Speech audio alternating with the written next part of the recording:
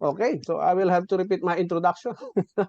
Today it's August 19, 2023. Welcome, couples, to your pre-marriage orientation and pre-marriage counseling as required by the local government code and our family code in preparation to granting you the marriage license needed for you to get married in the Philippines. So practically our laws are patterned after the laws of the United States. If you are familiar with our history, I'm sure you can easily grasp or understand the requirements in the Philippines when a foreigner is also getting married to a Filipina. Okay, so what is this chat? Okay, uh, can anybody hear me loud and clear? All of you, loud Yes. and clear. Yes. Yes. Yep. Yes. Loud and clear. All right, Yep. thank you for confirming. At least I'm confident now that I have someone talking with. Okay. So the second part, the pre-marriage counseling, which is the exact mandate of the state or the expectations of the state to both of you. The second part. Then the third part will be the rights and obligations spouses, which is actually the laws on marriage. What law will practically cover you during your marriage life, during your married life. Okay, so let me start with the part one, which is the orientation. I will have to change slides. Hold on, because it contains the slide, which is the marriage law itself. Yeah. Okay. Let's start from the beginning. These are very basic, so if no one has told you this is your chance to ask questions about the technical requirements of our marriage law. Okay. Number one, they say that in Article 1, they say that marriage is a special contract. When we say special contract, there is an ordinary contract. It's a contract of permanent union between a man and a woman entered into in accordance with law for the establishment of conjugal and family life.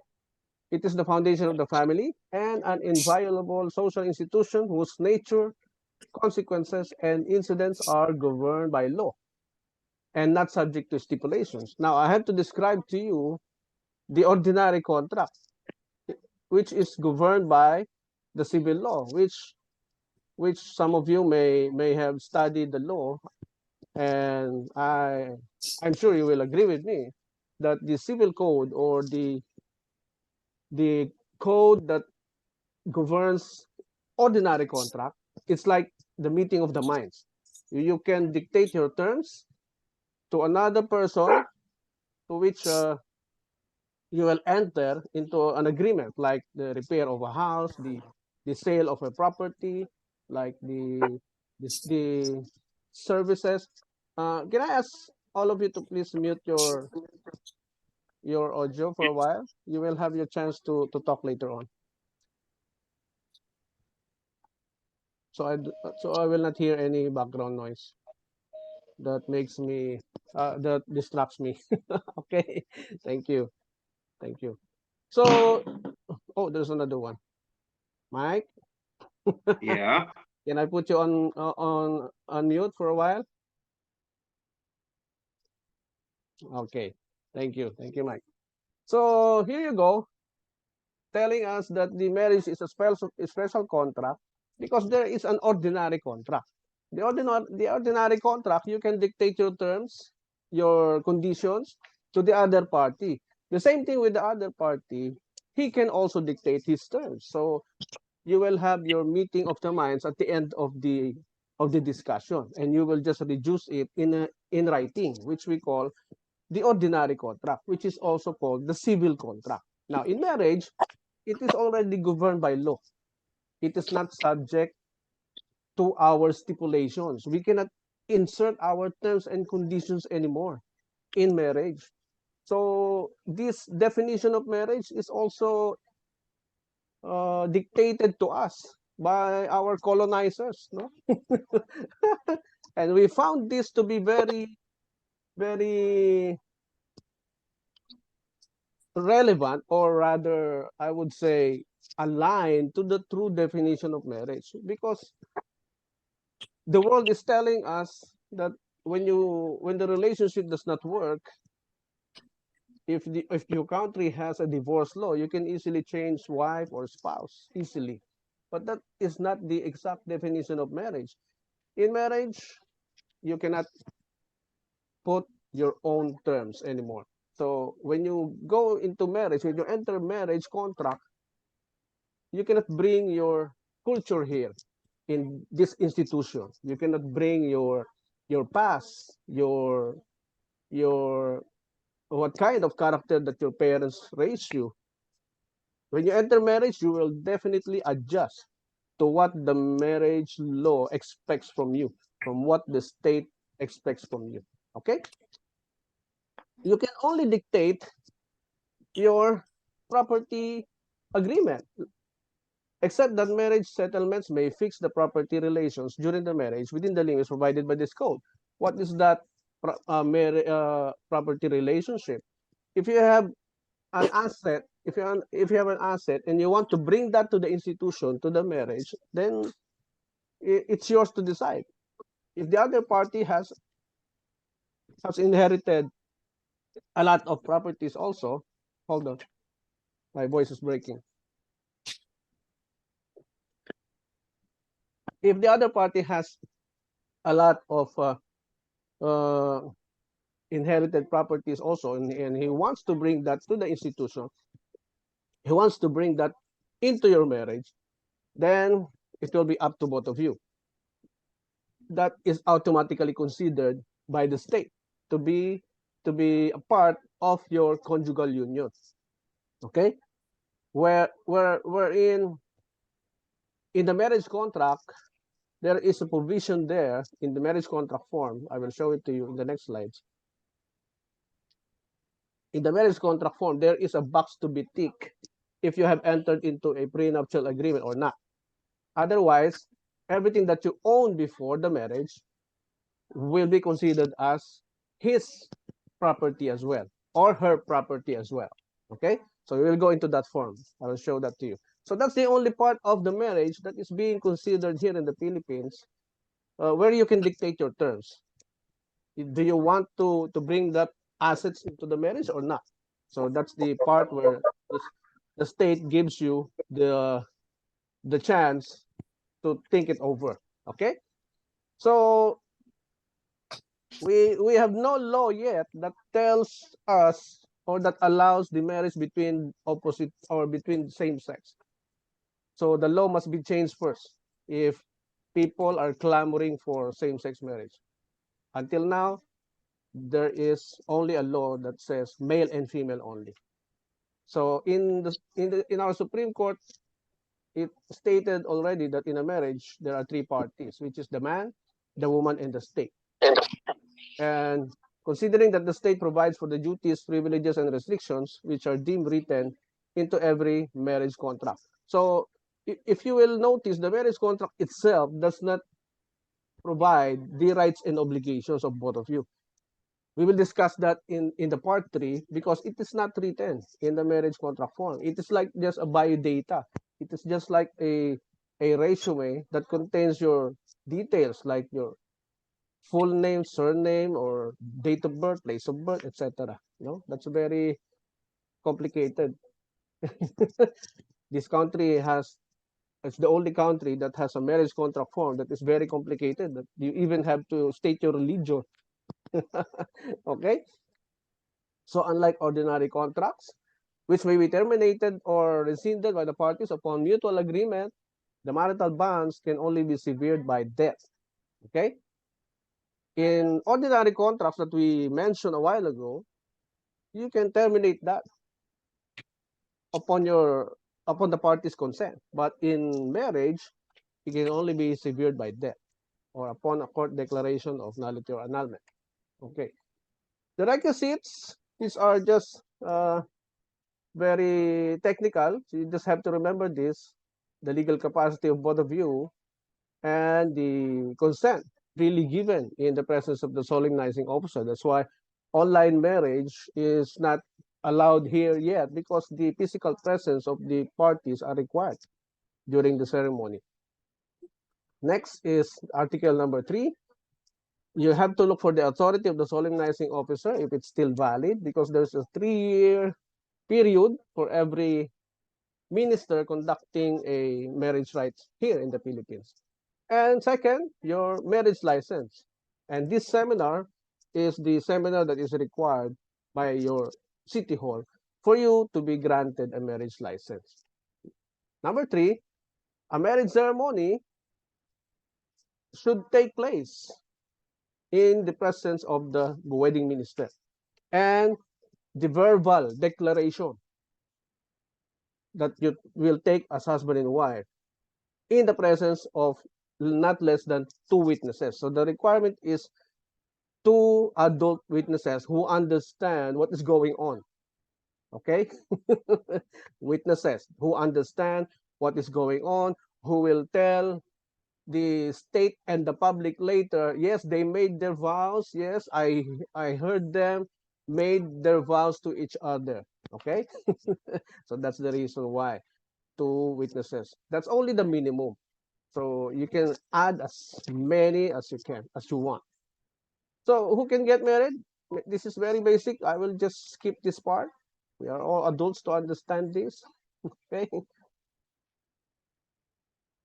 The rule on marriage ceremony says Article 6 in our family code, no prescribed form or religious rite for the solemnization of the marriage is required. So whatever kind of vows or traditions or culture that you want to include in your ceremony, the state does not care.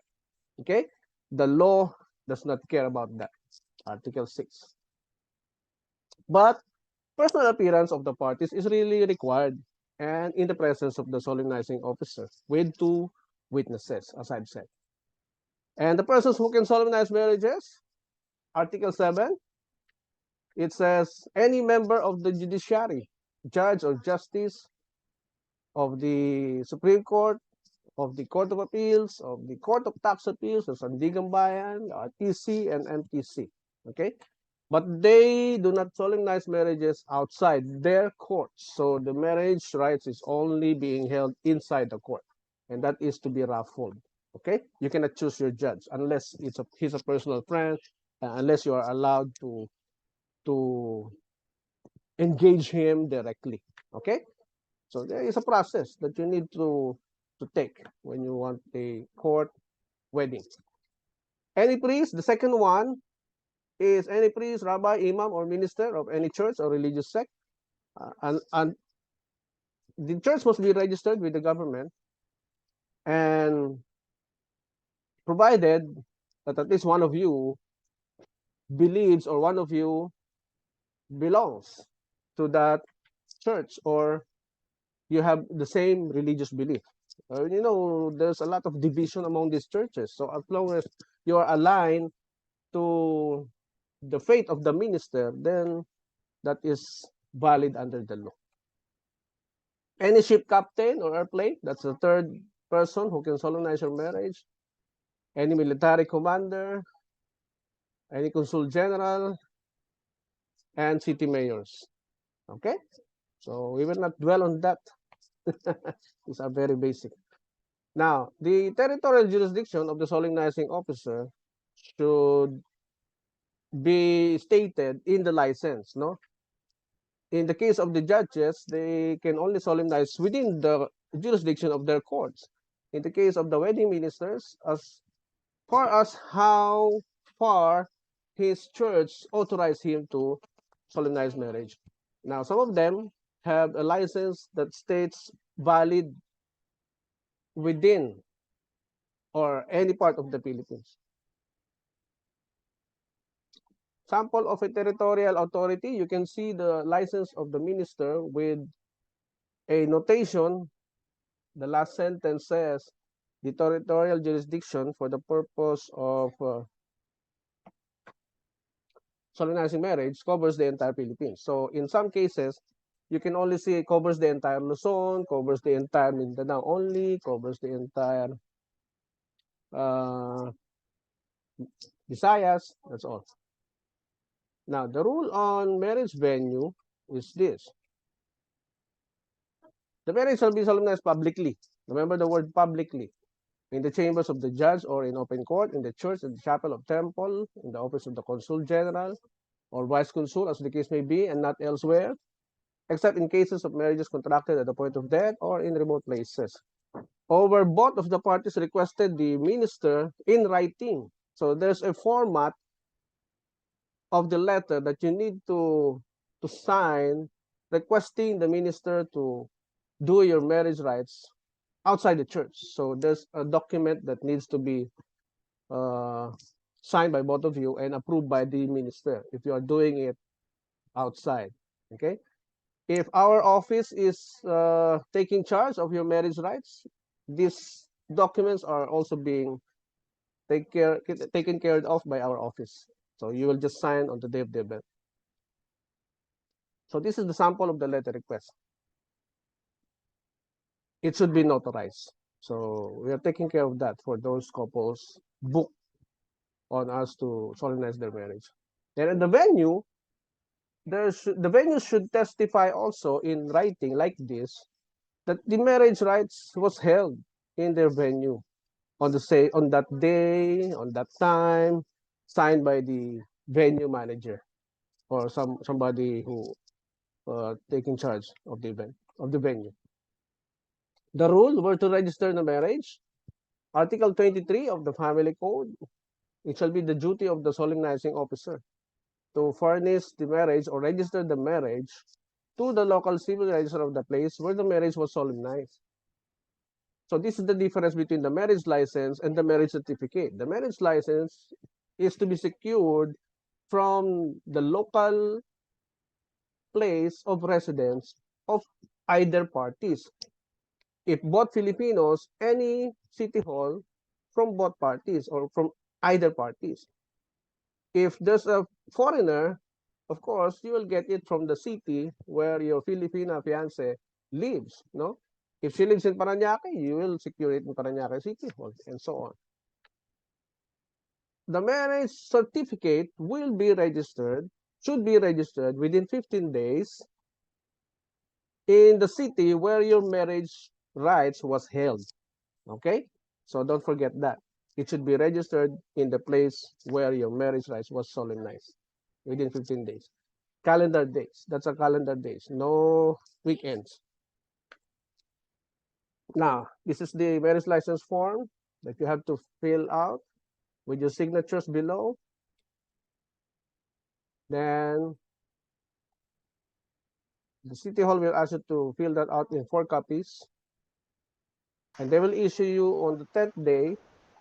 On the 10th day, you will get this marriage license form. Okay? This is the sample from Quezon City Hall.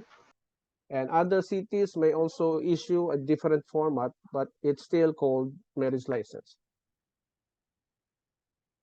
Next one is the rule on marriage license. I explained this already. We skip this. And it shall be valid any part of the Philippines for a period of 120 days. Okay? 120 days.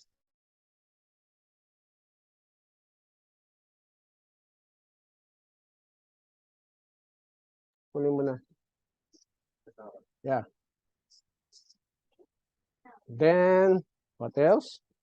Requirements for marriage license. I think you know this already. The City Hall already told you that you have to undergo this counseling, this seminar, and this is what we're doing now. Rule on foreigners. There are embassies that are still open to issue you a certificate of legal capacity. Now, in UK embassy and US embassy, they don't issue this anymore since the onset of pandemic.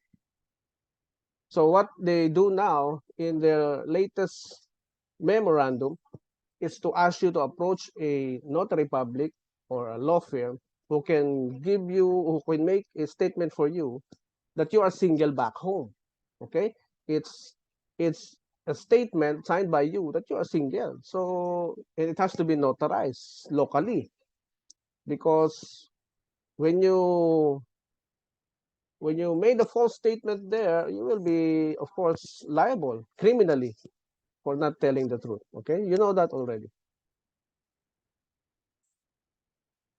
So if your embassy is still issuing that, like the Chinese embassy, like the India embassy, and all the rest, like Canadian embassy, they still issue the certificate of legal capacity to marry. It's a one document statement. They will ask you to raise your hand and tell us that you are single back home, because there's still no technology available for them to really verify straight to where you are residing, your marriage or status record there. There is no link yet being invented to verify that. So you will be asked to really uh, swear on that matter. Now, setting the rule on preparing the marriage certificate, which obligation falls to the wedding ministers. It's the wedding minister's obligation to prepare your marriage certificate.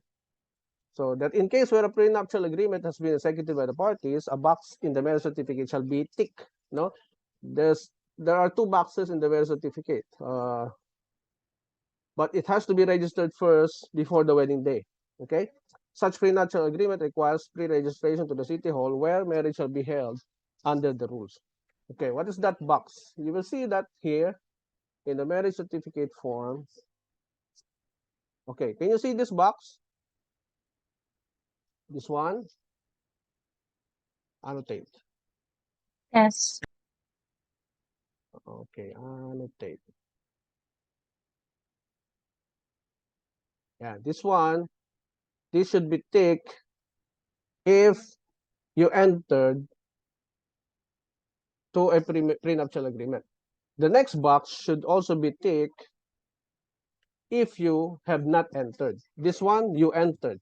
On the next box, you have not entered. Okay?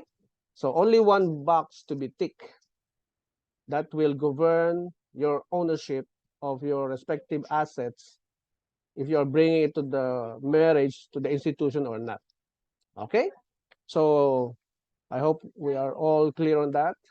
I'll move on to the next part, which is the certificate of marriage. This is now the PSA form. This is automatically sent to the PSA after 5 to 6 months from registration date. Okay? This is a document that is being honored overseas. If you're filing a visa for your wife or husband soon, the embassy will look for this. But this is being you can secure this after a period of 5 to 6 months. That's very long for you to wait. Our office has a services of rush processing, no? Rush processing, where we can secure this PSA certificate in only 30 to 60 days, no? Within 30 to 60 days. So we are just hopeful that we can get the online appointment at the PSA very, very soon. Okay, so we can get that in 30 to 60 days only. Okay. The rule on marriage registration venue, why the annotation is still here. Okay. The minister has the duty to register or furnish you a copy of the marriage certificate within 15 days, as I've said. Now, for marriages that they are exempted to the marriage license, their period to register the marriage is 30 days. Okay? 30 days. Marriage ceremony, you can only, because this country is basically a Christian country, so you can only choose three. You can expect three kinds of ceremonies: the Catholic ceremony, the Christian ceremony, the Muslim ceremony, or what we call the civil ceremony, which is non-sectarian, non-religious, but with wedding symbols. So I think I have to skip this now. So any questions so far? That's the last part of the pre-marriage orientation. Any questions so far? This is your chance before I open the next slide. No more questions, guys? I have a question. Go ahead. This certificate of legal capacity, I'm a dual citizen and I live in none of these countries. I even live in another country. From which country should I get the certificate of legal capacity? You can get either from either of your embassy here. Okay, it Both. doesn't matter. The country I was born or the country I Yeah. citizenship later. Or Are both countries have embassies here? yes. Yeah, you can get both. If the city hall requires you to get it both from both embassies, then you have to get it. So it depends on the city hall. Okay. Thank you. Yeah, because most of them are complying or enforcing the law based on feelings, no? So based on feelings, not on because that is not written actually in the law. So if they feel it will be for your best interest to get it both, then you get it both. Okay. Okay. Thank you, Thank you. for that question. You're welcome, Lucas. Any more questions, guys? I will move None to so the none so far. So nagkakaintindihan na po tayo about sa inyong technical requirements for the marriage documents. Now, this is my chance to introduce myself. Hold on.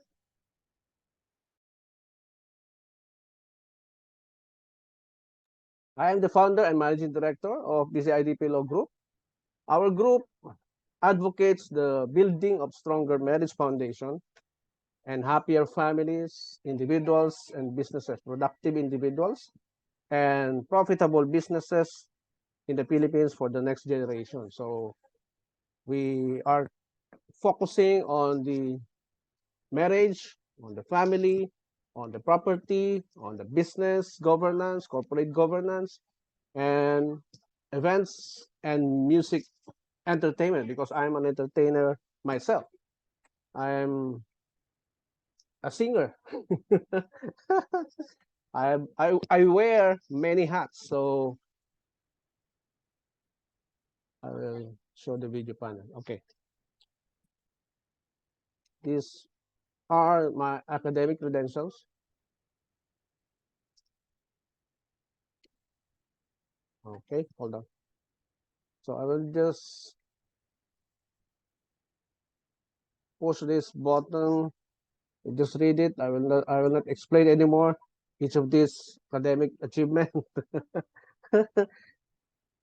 Just a brief introduction of myself, because I want to have answers to every question. So you will see that I'm very eager to learn everything, so I can have the answer to every questions of life.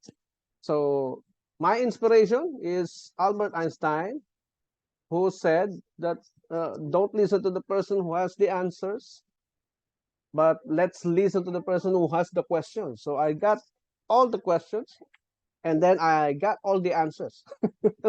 No, I I I was not satisfied for just observing things in life happening, but I am interested in knowing why it's happening. Okay? So don't forget that. Thoughts from Albert Einstein, because that's how I learn a lot of things.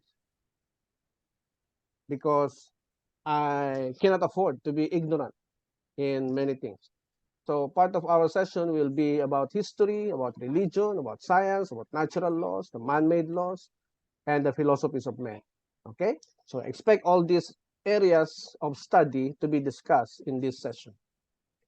Now, let's start with truth. Of course, if we have the truth, we will not be confused anymore. How to find the truth? And how do we define truth? It's actually the original information. Truth means original information. It is where the thing started. Okay? If you want to know the design of a product, you have to go backwards to the manufacturer of the product, because the manufacturer is the one who designed the product, who has the idea and the purpose why he created the product. Okay?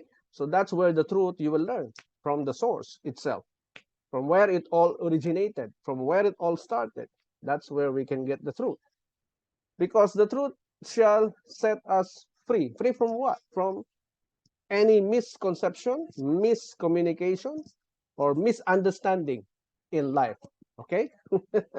When we have the truth, we have the answer, the right answer, the correct answer to a problem, and everything will go back to normal. Okay? Once we have the truth. Now, just for the meeting of the minds, I have to make sure that we all on the same boat. Okay? Do you believe that everything, big or small, on this earth, in our nation, in our community, that comes in our lives, that comes to our lives, has a purpose? Do you all believe in that? Just raise your hand in the screen. Okay, thank you. So no objection on that. Thank you. Thank you. Everything has a purpose. All right. Every successful thing, this is the second one, every successful thing on earth, big or small, that comes into our lives went into the right process. Everything that we enjoy, every successful thing that we have at home went into the right process, right? Just raise your hands. Okay. Oh, Mike has something to say, Mike. You want to disagree with that? Because that's what I believe also. For a successful thing to be beneficial, to be useful to us, I'm sure it went into a right process. Okay? So the same with getting a degree in college. The same with becoming a doctor. Of course, you have to go through the process for you to become recognized or or obtain that degree in any field that you want. You have to go through a process. And sometimes that process is painful, no, because it has to test you. Every product has been tested for durability, for efficiency, all of them. They went into a test, okay? The same with person who wants to be successful in life. Third one, do you believe that we are designed only as one unique human being? Our eyes is just one ear, not the same with the other ear. Our eyes is not the same with the other eyes. We only have one arm also, not the same with the other arm. We only have one leg, not the same with the other leg. And one thumbprint. Do you believe in this? Agree? Okay? Okay, I'll move to the next slide. No objection on that. Next slide. Just, I cannot close this. Yeah, okay. Next slide is this. They also believe that every stable and functional institution or structure that stands on earth, visible or invisible, is held by a strong foundation beneath. Every stable and functional institution, whether it's the building, it's a structure or a church or whatever that stands on earth, visible or invisible, has a strong foundation beneath. It should have a strong foundation beneath. Otherwise, it will be crumbled sooner or later when it is being tested. Okay? So if all of you believes in this, I will go to the next slide. If you oppose this, just let me know. Okay. Next, every product released on Earth, man-made or naturally made, the success for the product to function well is built in. Okay, think about this. Every product that you are holding now, that you purchase, that you buy, that you bought from a store, the success of that product to function well is built in. For example, a mobile phone. If it promises you 3 hours of continuous talk time, you will surely get that. It's built into the product. Okay, the success is built in. So if a rice cooker promises you that you may cook 5 cups of rice in this rice cooker, it's built in. The capacity is built in. Okay, to function well. So if you go beyond that, the product will malfunction. So don't forget that. Any objection to this? None. Okay. Now, another quote from Albert Einstein: learn from yesterday, live for today, hope for tomorrow. The important thing is not to stop questioning. That is my attitude until today. I don't stop questioning things because I have to find the truth. I have to have peace of mind for every problem that we encounter in life. And that includes the marriage.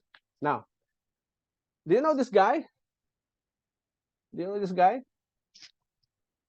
Who knows this guy? Mike, do you know this guy?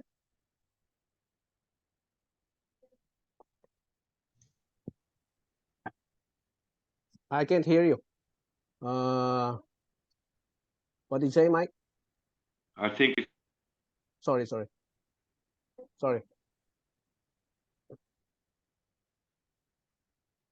I didn't hear it. But sorry. you got it now. Can you hear me now? Oh yeah. Go ahead, please. Sorry. I think it's Plato, but I'm not sure. Okay, Lucas, do you know who is this? Oh, Luke. Yeah. Of course I do, Lucas. Yes. What? It's me? Yeah, who is this? No, Who is it's this? not. It's not me. This is actually Socrates. Socrates, huh? Socrates. Oh, Yeah, Socrates. this is Socrates. Okay, Socrates lived in Athens, Greece. You know, you all very well know that all our ideas now came from the Greece. No, even the words, the science, the medical, they all started in Greek civilization. They are called the thinkers, and they are very uh, influential in how we think today. Okay, so this guy brought us the idea that men and women are equal, but not the same. This is where equality enters the picture. Okay, equality enters the picture. Why Socrates has to say that? Because in Athens, Greece, the women are not allowed to vote. Okay, only the men are allowed to vote. If you remember your history, and this idea of both men and women are equal, but not the same. But when he say not the same, they have both roles. They have different roles in society. Okay, so we will deal with that as we go on. But the reason why he said this is because during that time in Athens, Greece, women are not given the opportunity to do or enjoy the opportunities that the men enjoy. Okay, so here Socrates is telling the government that men and women are equal, but they're not the same. So we will find out the differences of the men and the woman in this section, in this counseling session, because this will have this will have a big impact in your relationship. Okay, so if you have this mentality that you are greater than your spouse, you will have a problem later on. You will have a malfunctioning marriage product later on. So the reason why we are introducing this concept to you in this session. Now, they also said that strong families is the foundation of a great nation. Yes. Many countries believe so because this was already studied. Okay. there was no study that contradicts this statement. There was no study made yet to oppose this statement. Okay? That every social ills that we experience now all emanated from the family. So whatever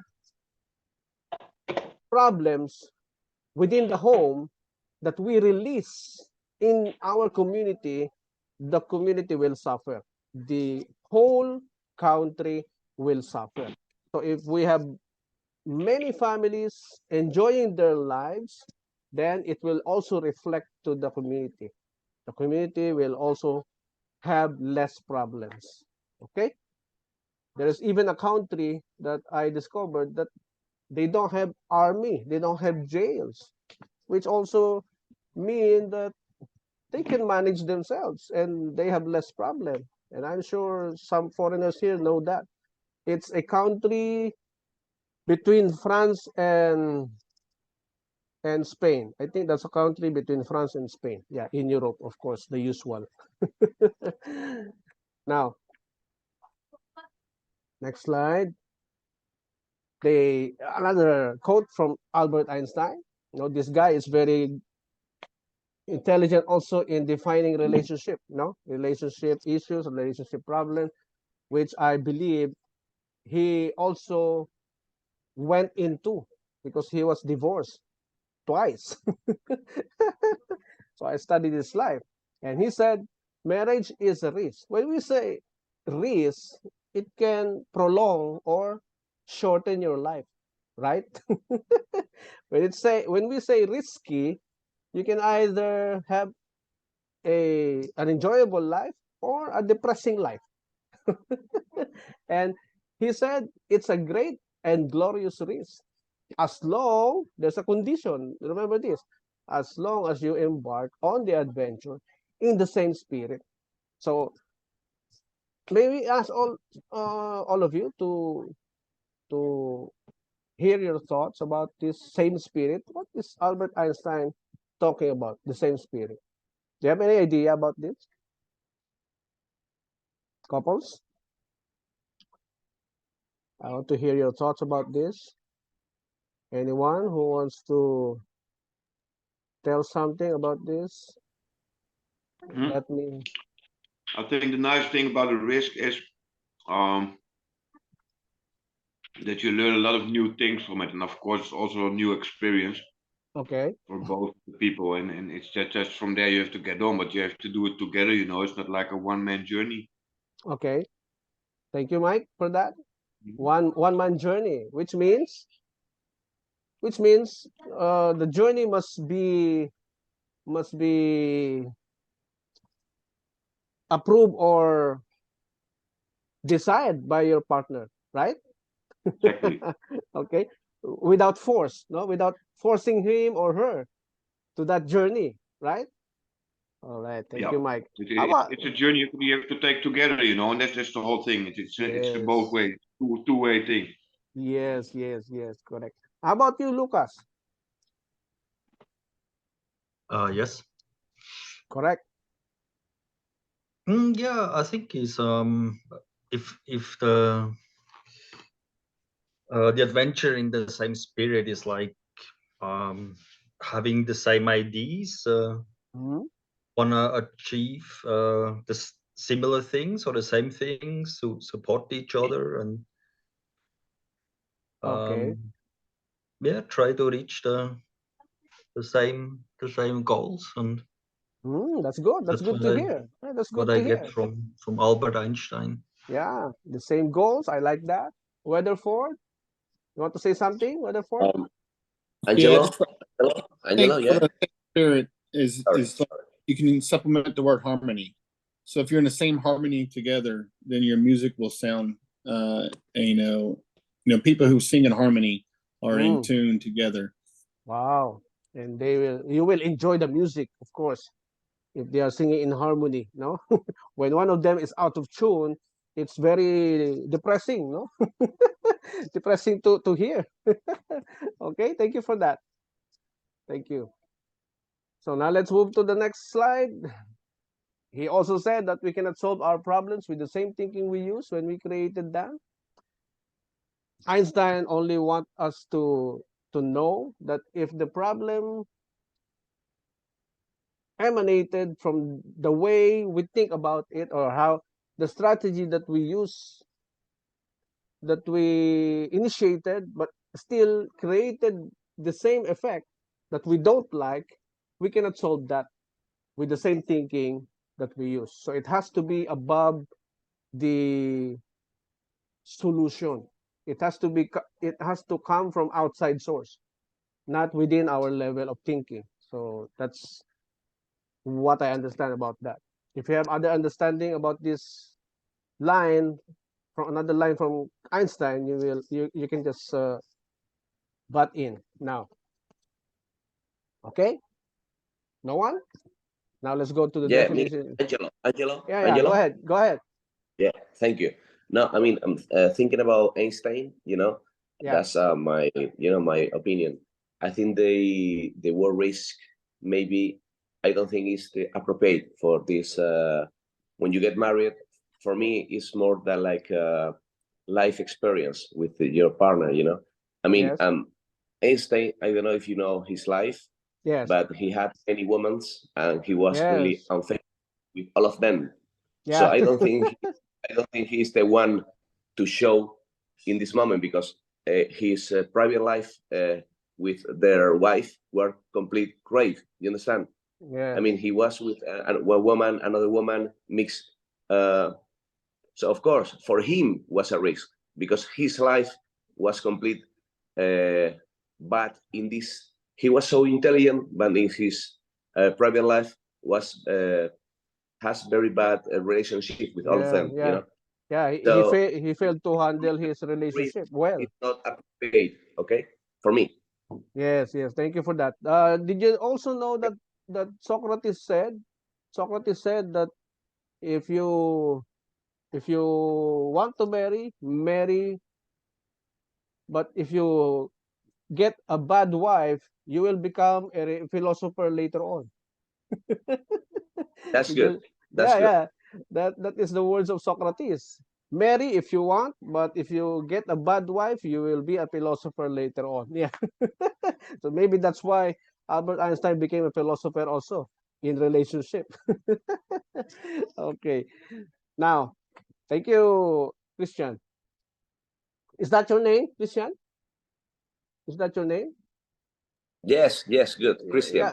Yeah. Can you rename that Chris. with your Name. Can you rename that Janine. with your fiance, Christian and Janine, please?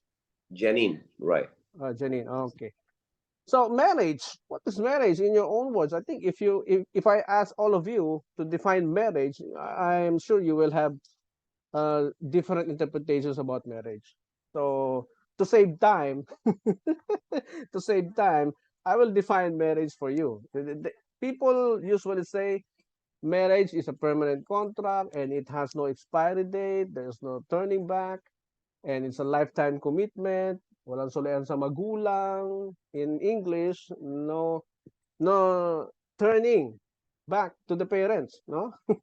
You cannot return your spouse to his or her parents.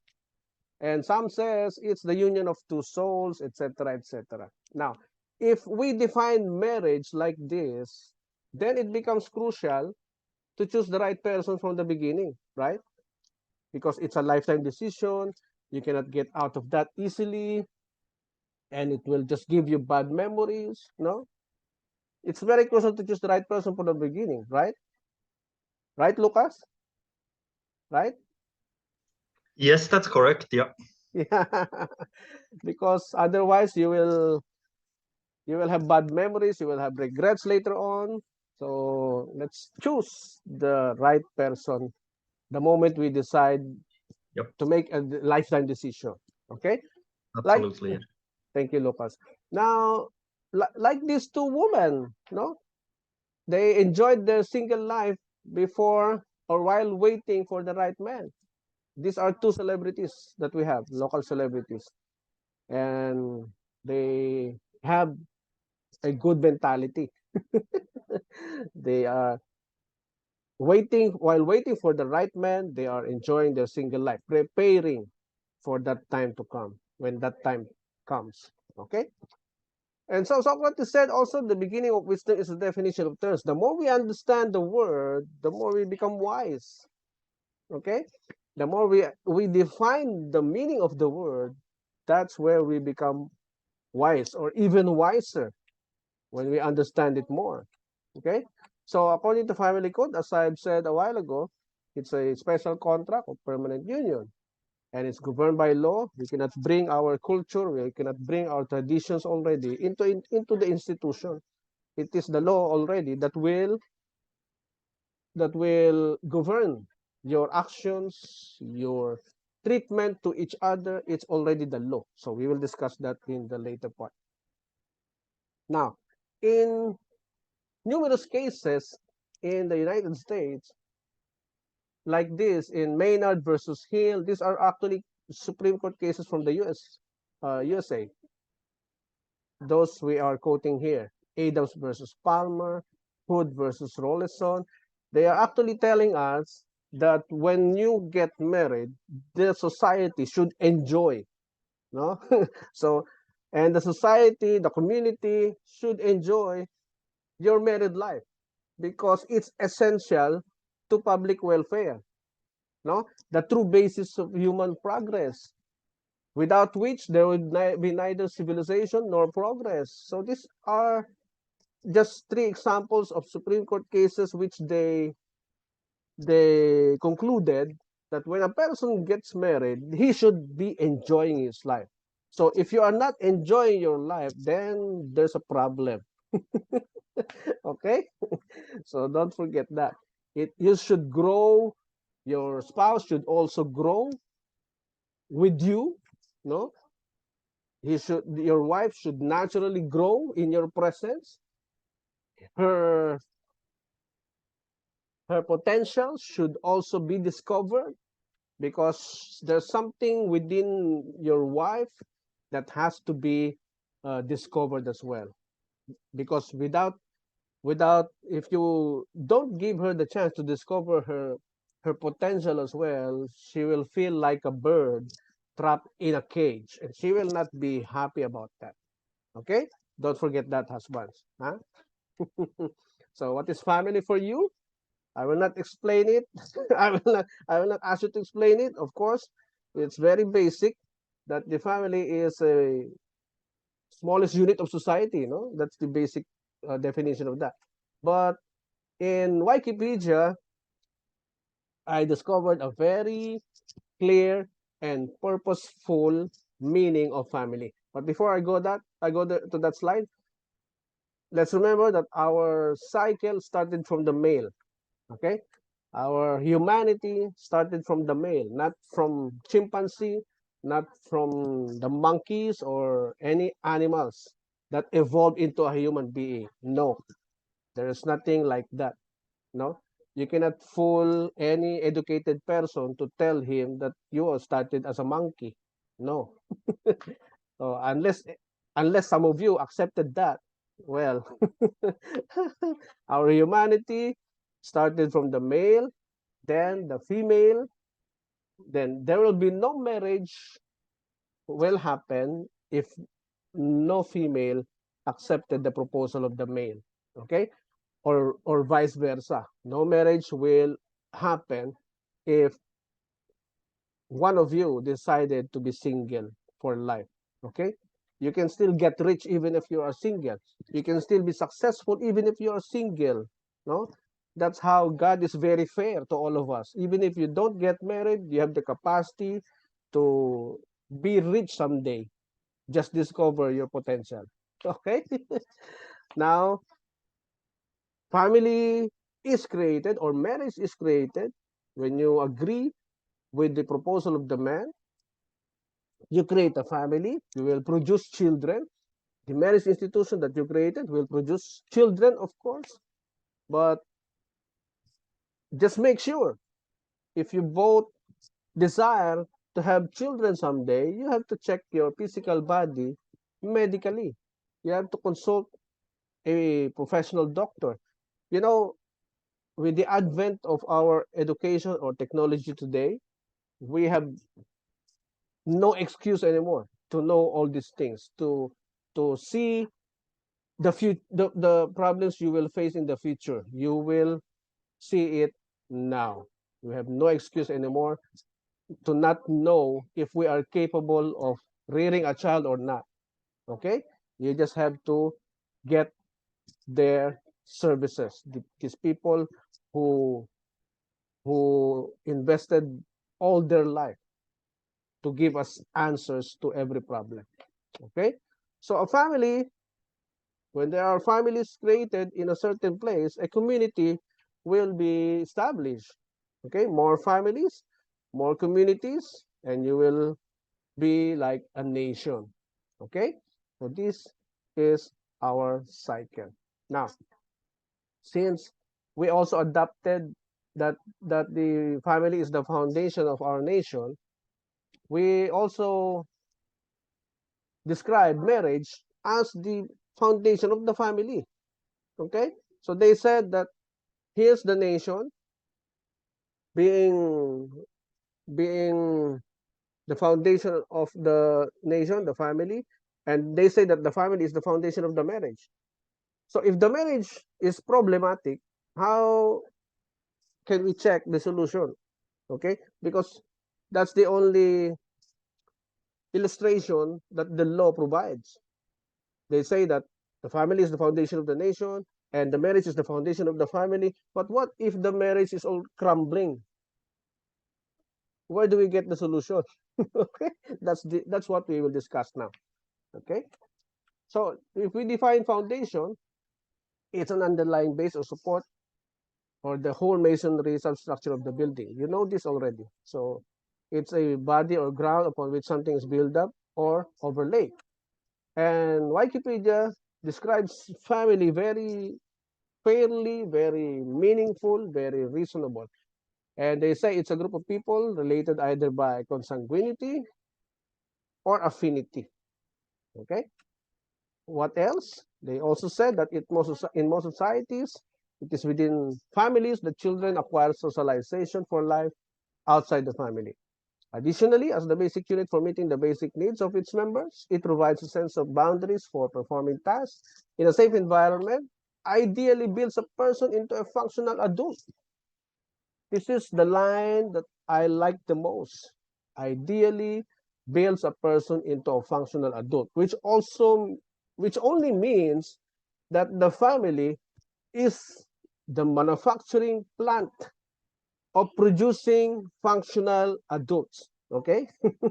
So that responsibility lies to us as parents, not by our neighbor, but to us. Not to our neighbors, but to us. Okay? So whatever kind of adults we produce to the society, he transmit that culture that he learned from the home. He transmit that to everybody. If it's a good upbringing, then it radiates to a lot of people. Okay? I'm sure you understand this already. Next, the purpose. Everything has a purpose, of course, as we have discussed in the earlier part of our session. Even the family has a purpose. The marriage should also have a purpose. Okay?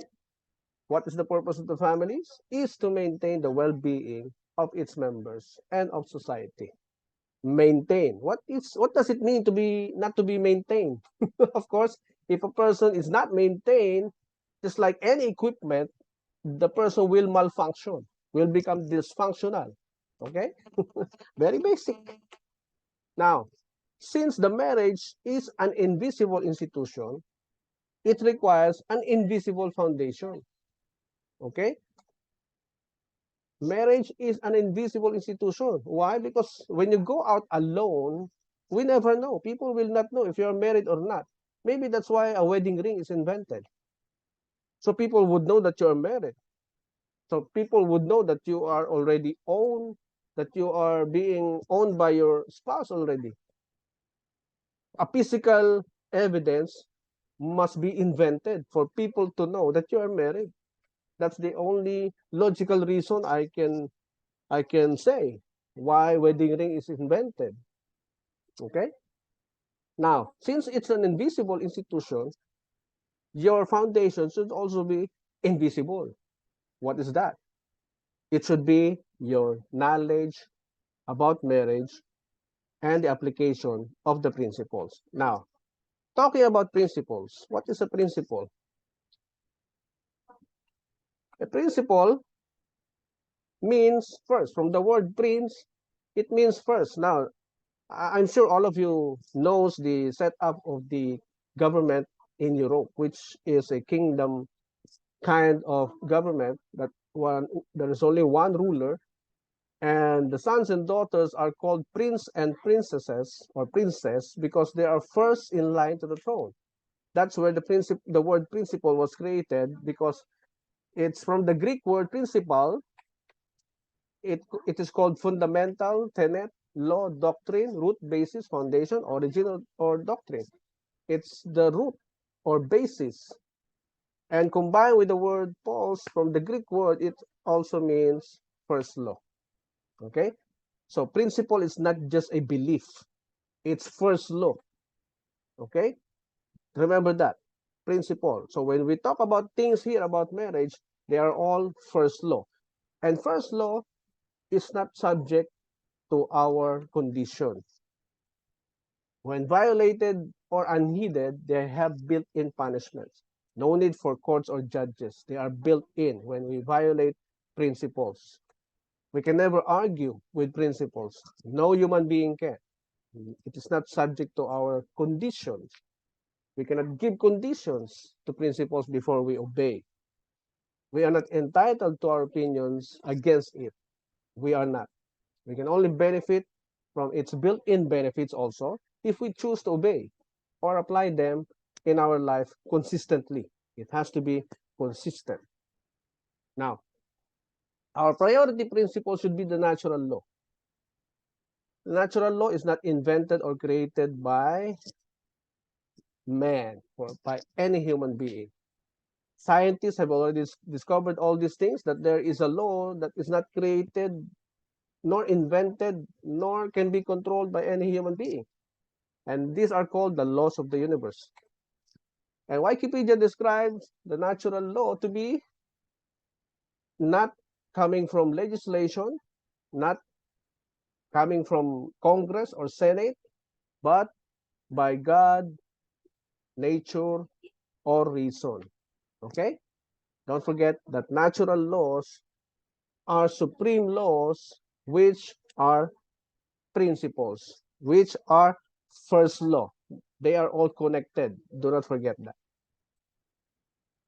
And Galileo Galilei said humans and all things on earth were subject to natural laws which physics and mathematics could describe. So we cannot defy natural law, as I've said. Our obligation, you want to enjoy the natural law, it has built-in benefits, follow it, apply it, do it. Okay? And all these philosophers that I have studied, I have read their lives, I have read their stories, which until now I'm reading from different sources about these people, and they only have one thing in common. They always say one thing in common: stay connected to nature, stay connected to following natural laws, or else you will never like it. The effects, the consequences of not following natural laws are destructive to our lives. You will never like it. So better comply with it. And this book contains the human being histories. This book contains natural laws. This is where you can find the instructions to love and honor your wife and do not be harsh to them. This is where you can find the instructions the husbands or the wives should submit and respect your husband. This book contains natural laws. Remember that this is not a religious book, neither a book of recommendations. This is not a religious book. This is already existing even before the religions got their hands in this book. Okay, it's about the true creation of the earth and human beings, and it's a government called kingdom with a king and with his royal family. It's all about that, the kingdom. And the Bible defines marriage as a covenant.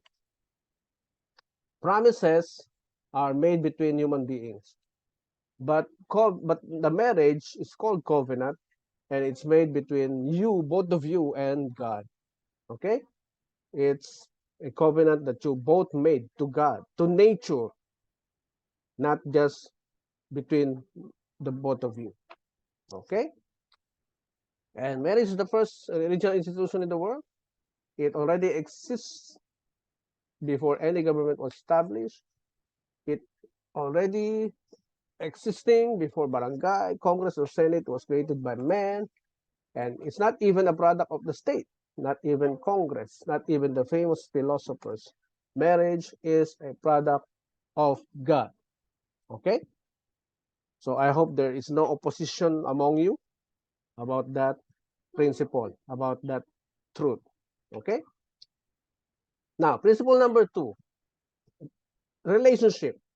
This is another principle that I want to share with you, the word relationship. So, law and order is called relationship. No? If law is not followed, the result is disorder, right? So they come together. You cannot remove order or you cannot remove law. They come together. You want to enjoy an orderly life, you follow law. Okay? Because law brings order. Now, the products that we enjoy, they also manifest its purpose. Every product that we bought, it has to depend to another product to function well. What is that?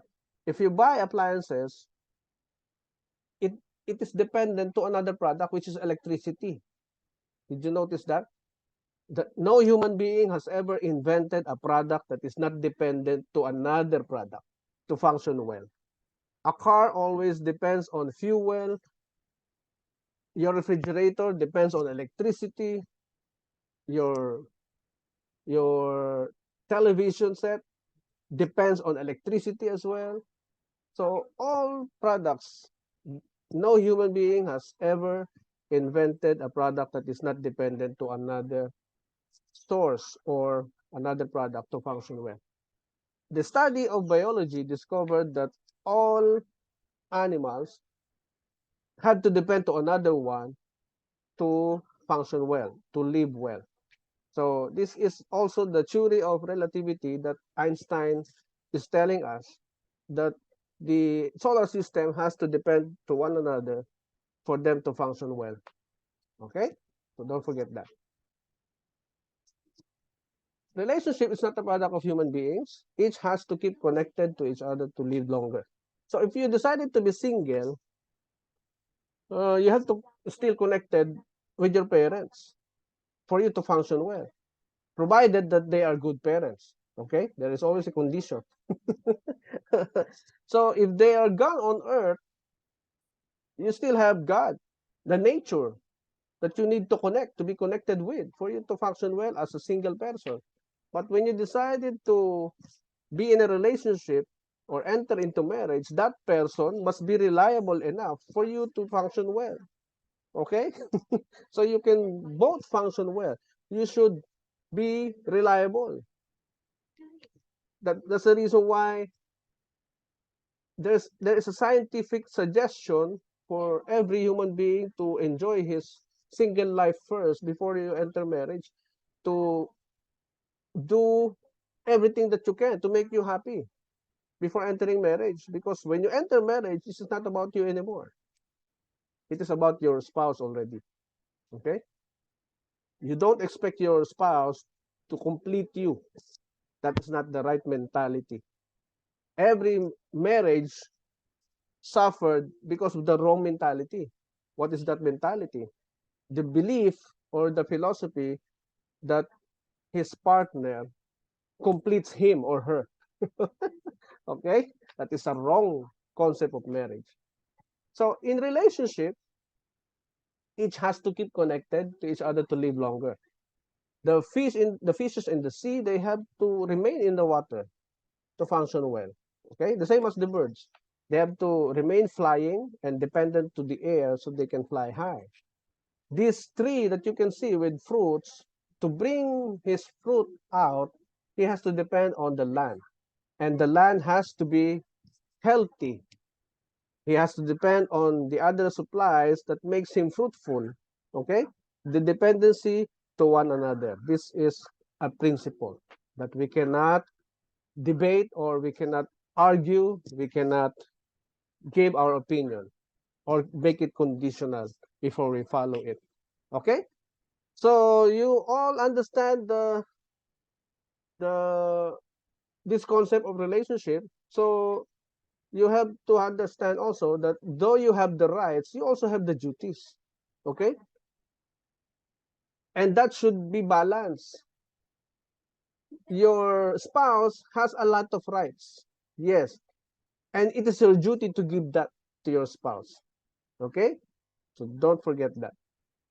The rights that you insist from your spouse is your duty to give it that rights. The same thing if you face the other person, his rights are your duties. Okay? I think I explained this already a while ago. Principle number 4, harvest. We reap what we sow. Okay? This is a principle that no one can debate or give conditions. This is the principle of sowing and reaping. So do not expect any harvest when you did not plant anything from the beginning. Do not expect fruits to be eaten later on if you are not cultivating the seed that you planted. Okay? Do not expect your children later on to take care of you when you did not invest time and attention to them when they are young. That's the principle of sowing and reaping. So if you neglect your children, don't expect them to be loving to you in the future. Okay? Whatever you plant, you harvest later, good or bad. You planted bad seed, you will surely harvest bad fruits. Okay? No planting, no harvest. You plant good deeds, you reap good deeds from others as well. And that may include your spouse. So don't complain to your spouse if you are not giving quality time to your wife because you are not investing your time and attention to your spouse. So what do you expect to what kind of attention do you expect later on? If you are too busy with your job, too busy with your work, you do not even have time to talk to her, to listen to her. Okay? And the last part of our session will be very exciting because you will know the 5 things that your wife needs on a daily basis. And that will be presented by my wife. The 5 things that your husband needs on a daily basis. That is very interesting to discuss. So this is the foundation that you need. That is why I'm presenting this to you. This is the foundation that you all need to have when you enter this marriage institution. So good harvest, being fruitful, the process starts from building a foundation. Humans are natural products too. Okay? If you notice that when you plant a seed, they go deeper first before they go out in the air. They push themselves hard down below before they go on top of the soil, above the soil. And you know the reason why? I'm sure you will have the same answer. They are building their foundation. Okay? It's naturally built into them. The problem with the human beings, we can decide not to build foundation. We have the option not to build foundation. But of course, if you decide on that, you will have problems later on. Okay? You will only be frustrated later on because you did not build a strong foundation or knowledge about the right mentality in entering marriage. Okay? Now, some man-made principles are also compiled in our Constitution. They call it legal principles or the spirit of the law. One of them is ignorance of the law excuses no one. So when they say you are not excused, even if you don't know it, then it's our responsibility to know the law, right? Because this cannot be our defense later on. Ignorance. We cannot use that as a defense later on. So the more we have this obligation to study law, even if we're not going to be a lawyer. Okay? No person should come to court with unclean hands. This is another principle in the law that we cannot debate. Okay? Do not go to court seeking redress if your hands are dirty. When you did something wrong to another person, also, you will not get the benefits that you are asking from the court. Okay? Here's another one. No one is above the law. Once it is written, once the law is written, it's on top of us. No, the law is already on top of us. Our obligation is to just follow. If you have questions about the law, then go to Congress. If you are in a democratic country, go to Congress or go to Supreme Court and protest that law. Okay? That is the process that you need to go into when you're protesting a particular law. Okay? The greatest happiness for the greatest number is the measure of right and wrong by Jeremy Bentham, a utilitarian, which some people are using this as a basis for them to reduce their problems in society. Okay? This is very bad for some society. Okay?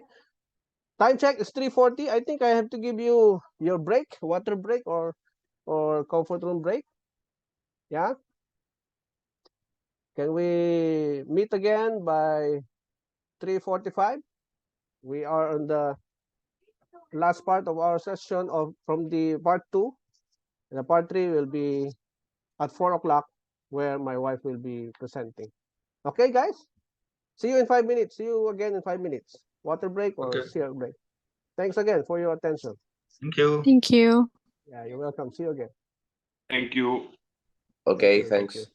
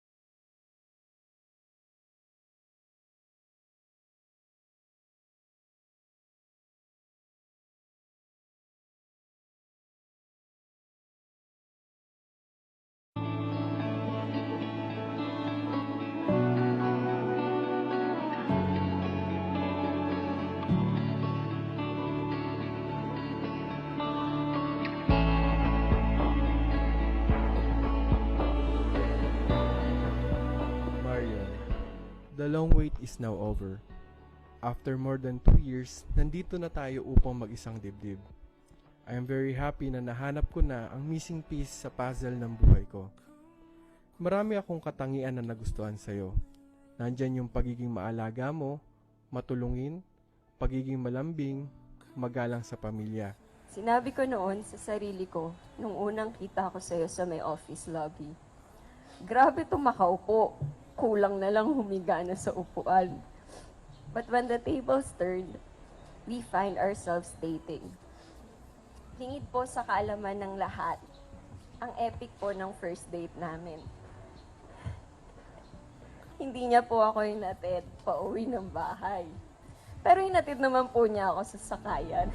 And I've been waiting for the moment to arrive. I was waiting for the moment to arrive. I was waiting for the moment to arrive. I wouldn't miss it for the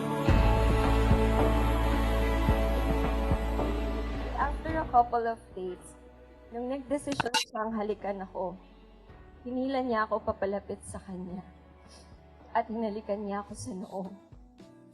That moment was so magical that I instantly fell in love with you. And right at this very time, nang dahil sa first kiss na yun, sa gabay ng Diyos, sa harap ng mga taong mahal at malalapit sa atin, at sa tabi mo, I vow myself to you. in the fall. There's a cold wind coming down, and we were waiting for the moment to arrive. Waiting for the moment to arrive. We were waiting for the moment to arrive.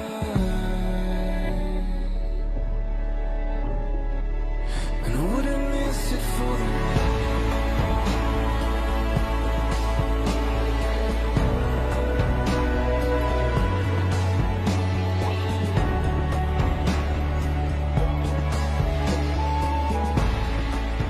I promise to honor and support you for the rest of my life, and I will love you faithfully through the best and worst. You have the kindest heart, and thank you sa pagmamahal at pangunawa mo.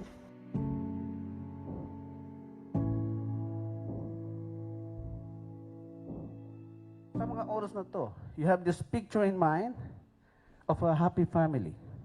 Tama? You have this picture in mind, every one of you. Pag nagmahal, nakita mong siya na, nakikreate yung isang vision of a happy family na masayang nagkakainan sa mesa, masayang nagpipiknik, masayang naghahabulan. That's a very good picture. Ang tanong, how do you achieve that? Relationship. Hindi natin yan invento. Invento yan ng ating Creator. So you want that picture to happen? Bring the right mentality to your marriage.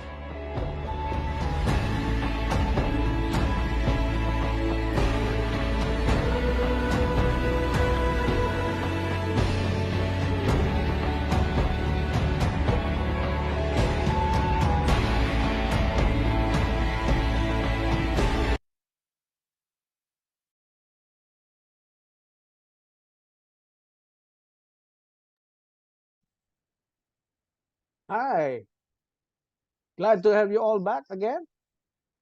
So we now come to the part where we have to describe the word husband.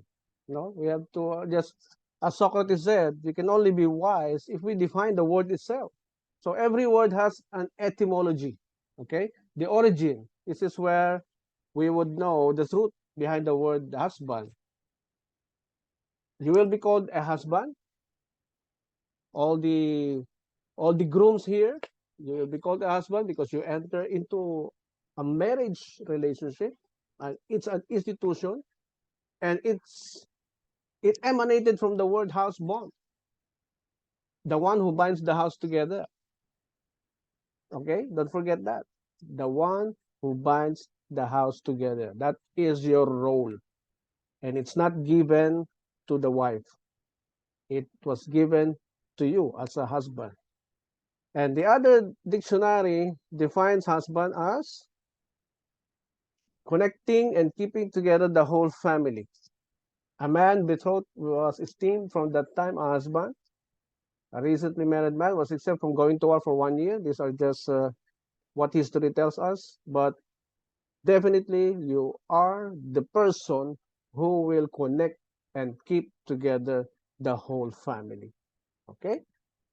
And you will become a father, of course, when you bear a child.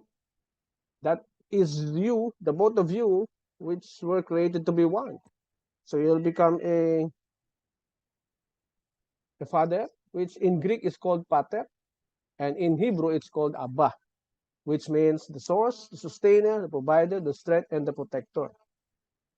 This is the reason why women naturally feel to own their own money and to also own your own money, husbands.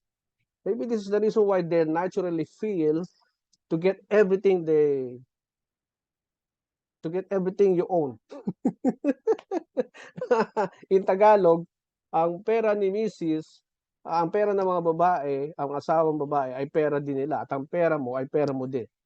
Okay? You understand that, Mike and Lucas? These feelings are natural to the woman to own their own money and own your money also. Okay, Lucas? You need to understand this also. So you won't be questioning later on. Huh? This is natural for them. This is the feeling that they did not create. Okay? Huh? Wives? Help me out here, wives. May gusto ba kumontra dito, ha? Mga wives? Gusto yung kontra niya sinabi ko? Ha? Wala. Nawalan po ng kuryente si Lucas, hindi po niya narinig, sayang. O bigla nga nawala sa screen eh. Tingnan natin kung enter siya uli.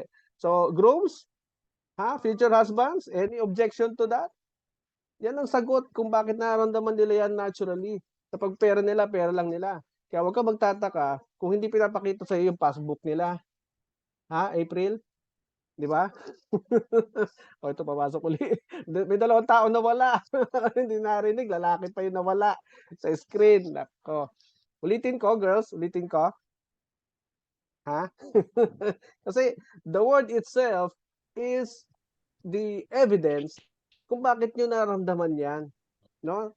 Because you activated a natural law. Kaya pag dalaga ka naman, hindi mo mararamdaman yan eh. Di ba? Sino pagtataguan mo ng pera? Wala ka naman asawa. Pero pag nag-asawa ka, you will feel this naturally na magtatago ka ng pera. Bakit? Kasi obligasyon na yun eh. Di ba? That's the meaning of father. Okay? So, sana narinig ni Lucas. Lucas, are you there already? Where's Lucas? We're still not on the scene. Okay, let's move on. Husband, there you go. Another definition from Google, no? I did not invent this, so I had to get different sources to get the meaning from different sources. It says, master of a house, occupier and tiller of the soil. Tiller or cultivator. Tiller, cultivator. Well, Lucas is still entering the room. Okay. So when we say cultivate, when we say tiller, it's also your responsibility to cultivate the environment that you are giving to your spouse. That's the reason why the wife has to grow as well. Not just to live with you and follow everything that you say. Husband, you have to give the right environment for your wife, for her to grow. That's why you are a cultivator. So whatever kind of woman you have in mind, it's your responsibility to make that the woman in your mind. You cannot find a perfect wife. You will feel that. No, there's no perfect woman. They also say that. But there is a possibility for your wife to be the perfect woman that you have on your mind. How? By cultivating her, by letting her grow naturally with the same environment that you want to grow also. Okay? So it depends on the kind of environment that you will provide to your wife. Okay? Any objection to that? That is a principle. Huh? That is a principle. Don't forget that. You will either enjoy the benefits of following it or suffer the consequences of not doing it, of not following it. Okay. This is a verse from Genesis which tells us that when the first man and woman violated the rule of God of not to touch the tree, this is the event that took place between God and the man. Okay, remember that Adam means dirt, and that represents all of us, all the men, all the male in the world. That is the meaning of the word Adam. Okay, to Adam he said, because you listen to your wife, wait a minute, is it bad to listen to our wife? Because the instructions was violated, and that was not the instruction given to the wife, and the man knows that he has to follow the rule, he has to follow the law of God, so he would not be put into this situation. But because of the wife's by the way, there's no interaction between God and Eve, only the man was given the instruction not to touch the tree. Remember that. You ate fruit from the tree about which I commanded you. You must not eat from it. Cursed is the ground because of you. In Tagalog, isusumpa ko ang lupa dahil sa ginawa mo. You will, through painful toil, you will eat food from it all the days of your life. As I studied this very well, I discovered that the meaning of this, when you decided to get married, the support being provided to you by your parents will be cut off. Okay? Because everything was provided to them in the garden. Remember, the food, the trees, the fruits, the vegetables, everything that they need. There were even precious stones in the 4 rivers. That's why the 4 rivers identified in our world history is the Mesopotamia, where we call it now as Iraq, Mesopotamia. They suspect that the Garden of Eden was there in Mesopotamia, and because the 4 rivers are there. Everything was provided to both of them when they are still single. God acts as their parents because it's his obligation as the source to provide everything that these 2 people need. But they violated the instruction. So they were cast out of the garden. They were left on their own to through painful toil. He said, you will eat food from it all the days of your life. You will, they have good life when they are single because everything was provided. But when they violated the law, they were cast out in the garden. So because you listen to your wife, you get married, you got married, so you will provide everything that she needs. Why? Let's go to the woman. Why God said that? Through painful toil, you will eat food from it all the days of your life. This is the reason also why women wants to own what you own also. Okay? And to maintain what they also own. Okay? Here's the second part. To the woman he said, I will sharply increase your pain in childbirth. In pain, you will bring forth children. Look at this. Madadagdagan ang hirap mo sa panganganak. At maraming kang side effects na mararamdaman. Maybe that's the reason why when a woman got pregnant, there's a lot of complications they feel when they are pregnant. Did you notice that?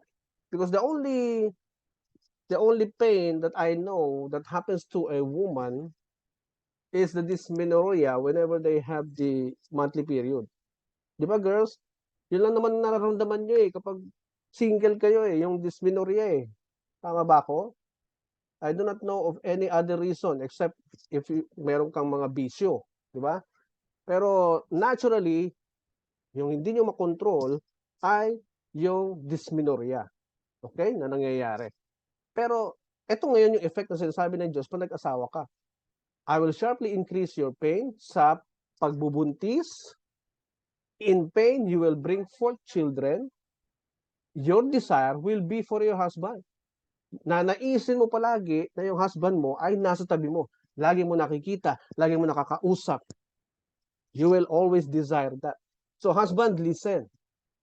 Remember to always spend time with your wife. Okay? Because your wife will always desire you beside her. So do not forget this. This is what really happening to every couple. Whatever race, whatever country they came from, they feel the same way. The last one that he said, he will rule over you. Your husband will rule over you. Do not forget that. And this is the reason why you always want to seek direction from your husband. What we will do, no? You become frustrated whenever a husband does not know what to do. Okay? And I'm sure kaya nyo iniwanan yung mga ex nyo dahil walang direksyon yung buhay. Puro bisyo, puro enjoyment of single life. Di ba, girls? Sigurado ako, kaya nyo iniwanan yung mga ex-boyfriend nyo because wala kayong makitang direksyon. Why? Because you are seeking or admiring a man who has a direction in life.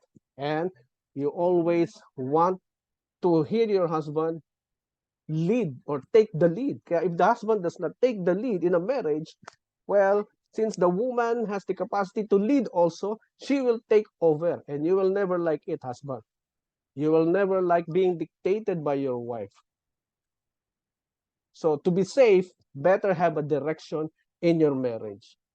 Okay? Better have a direction in your marriage. Okay. I think I have to make this fast. My wife is coming now. And husbands, remember that you are called by God to be your wife's teacher. This is the reason why the woman has to expect direction from the husband. This is the very reason why. This is natural. Because Apostle Paul said, if you want to learn anything, let them ask their husbands at home. Kaya the woman will malfunction if they don't get any direction from the man. Okay? Di ba, girls? Tama ba, girls? Tama? Ayun, thank you. Now let's talk about the human laws created by the state. The laws created by the Philippine legislator or Congress are all, if you will notice, they're all purposely protective of the woman and the children. These laws are all created purposely to protect the woman and the children. So it only means that we have problem with husbands. We have problems with the population of the males who logically design according to science but does not want to learn new things. Kaya the marriage will only suffer if the husband does not have enough knowledge on how to run the family. Okay? This is only indicative of the problems in most marriages because the husband is not humble enough to learn new things. This is the problem that we notice in most annulment cases that we encounter in our studies. Okay? So now we go to the rights and obligations under the Family Code, under Article 68 to 72. Both of you has these rights. Both of you has these obligations. Okay, if we define rights according to Merriam-Webster, is something to which one has a just claim, such as the power or privilege to which one is justly entitled. And the obligations is defined as something is bound to do. When we say bound to do, you have no choice. Your hands are tied to do it. An audio is open. Who is that? It's creating noise. Who is that? Okay. Thank you. So the rights of each of you is this, or are this. Number one, right to defend the life and honor of the other. You have the duty or the obligation to defend the life and honor of your spouse, yung karangalan, yung buhay at karangalan. Hindi ka dapat papayag na malagay sa alanganin ang inyong asawa, no?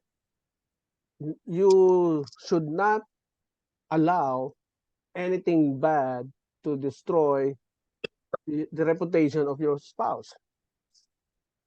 You should not allow that, okay? You have to give these rights to her. You have to perform this obligation to her because it is his or her rights. Number two, right to cohabitation. Cohabitation means living in one place. Cohabit, no? From the word habitation, a dwelling place, added with the word co, which means two people living in one habitat, in a place where you need to be living together. You both have that right, okay? The right to sexual intimacy is also the rights of each other. There will be times that you don't like, but if your spouse likes it, you have to condition yourself for that right to be given, okay? You have to condition yourself for that right to be given, that sexual intimacy. The right to procreate, it's self-explanatory. The right to jointly exercise parental authority over the children. But remember, the husband is the ruler in the house. The wife's role is to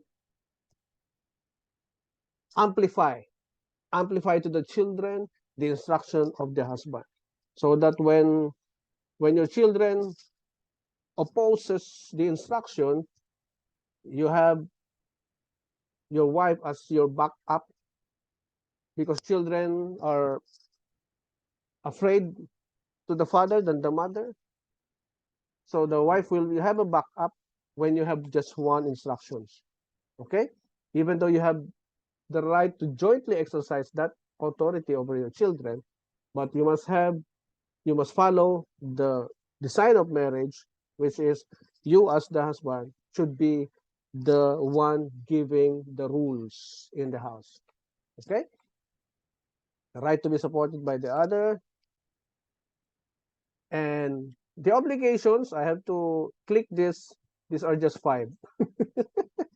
5 obligations versus 17 rights, okay? So this is not balanced in our family code, according to our studies.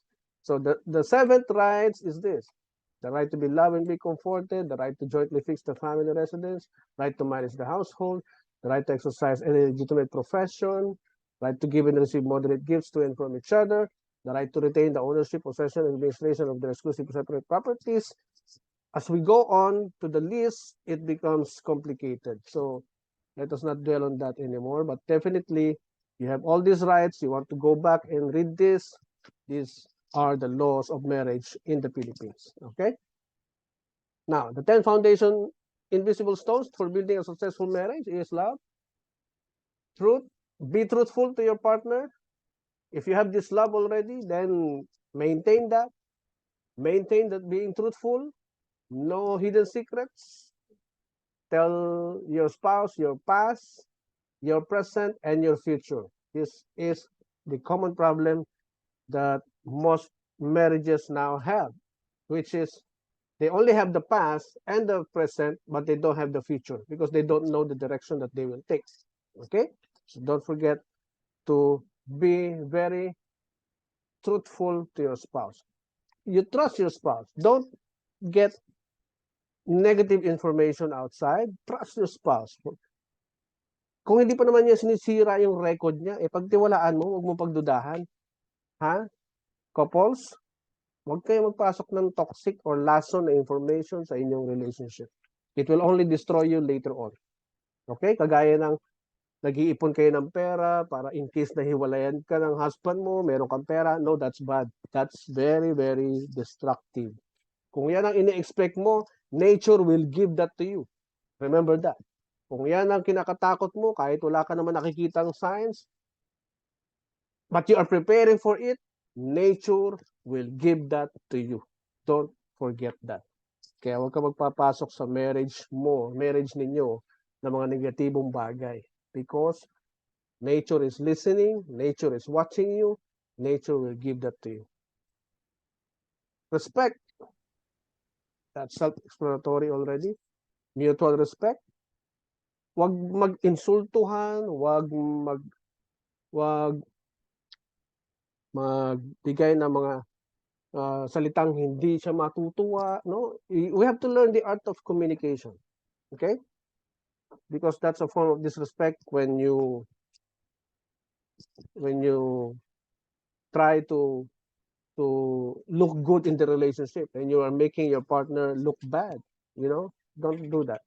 The submission, the knowledge, the faithfulness, the patience, and the financial stability. These are all the invisible stones that you need to have a successful marriage. Now, I have to give time now to my wife to discuss the 5 things that your husband needs on a daily basis. And Angelo, please, can I make you a question before you left the session? Is possible? Just a short question. Yeah. Is that Mike? No, it's Christian. Christian, go ahead. Christian.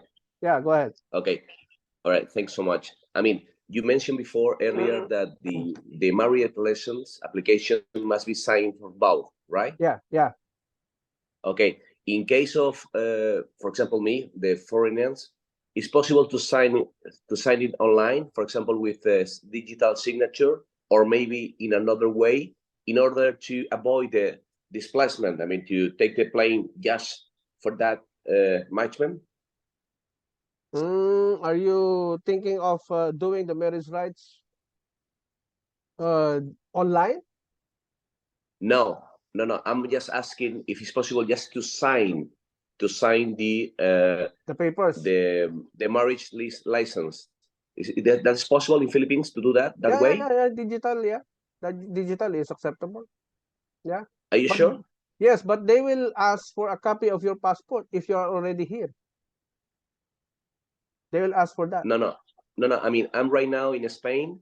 Yes. But the thing is, it's possible that my future wife manage all that with my online signature, or Yes.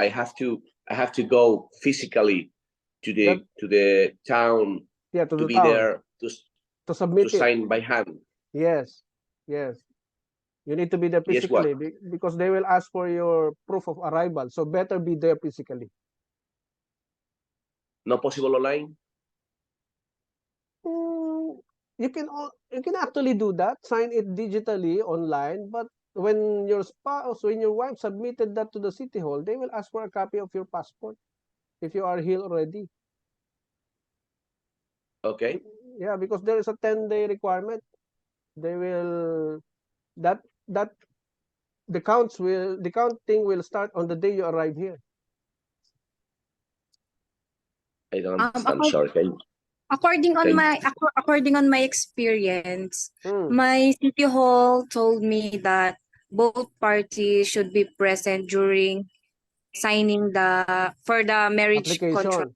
Yes. For marriage application, because they need also your passport, legal capacity, and Yes.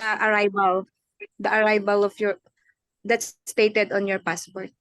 Yun na nga. That's why they will still look for you, Christian. It has to be submitted by both of you together. Okay? Okay. Okay. Yeah. Okay, so what can you say about my presentation before I give the time to our next speaker? Thank you, Christian, for that. Mike? Yeah, it's okay. All right. Did I present it? Did I present it very well? Okay. Without any doubts, without any strong opposition. Okay. I will now introduce to you our next speaker. Yeah. Ano?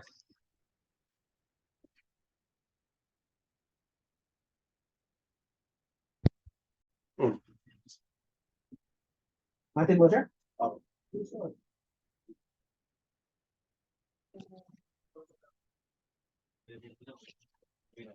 Yes, hello, good afternoon. Hello, can you hear me? Hello, good afternoon. Yes, yes, Hello. good afternoon, Christian. Good afternoon. Hello, Yes. Martin. Hello. Yes, don't worry, this will not really take long. So this is the last session for today. We'll be discussing more of the marriage, conflict resolution, the needs. So this will be an interactive session, so I'll be asking you questions. By the way, I am Michael De Paula Base. I also have this presentation wherein I'll try to open it for a while so that I can introduce myself well.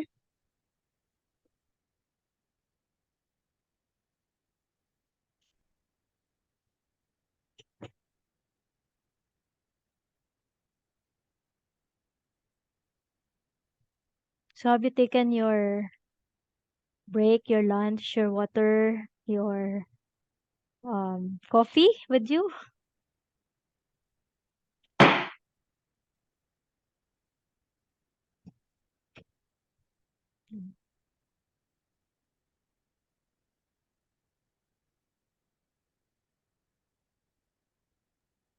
Yes, for lunch. Yes, you can have your coffee, you can have your water, you can have your drinks, you can have your food. Okay? So from time to time, you can on and off your videos if in case you really need to. You need to eat, you need to have your coffee. So it's okay. So I'll be right here just asking questions, and then of course I need answers no, whenever I ask. So here for my presentation. So since most of the discussions were already discussed a while ago, so I'll be more focusing on the other things, no, aside from the one that was discussed. So this is my profile. I am Doc Michael De Paola, Doctor of Philosophy and Pastoral Guidance and Counseling, also a court annex mediator, then a prejudicial marriage counselor, and of course DSWD and POPCOM marriage counselor. So I'm also a certified relations and family advisor, and also holding a degree, Master's of Arts, and major in psychology with specialization in family life development, advanced parenting course, reproductive health and biology, and so on and so forth. So now for the rules, since you have already this a while ago, so if you just miss some of my verbal lectures, just let me know. So because they shall be repeated, and this session is recorded for the documentation purposes required by the DSWD. So supposedly this will be the whole session, but then I will just have to give others because my husband was able to discuss those na. So I'll go with potential marital issues and then the needs and the marital conflict resolution. So let me go to that slides. Yeah.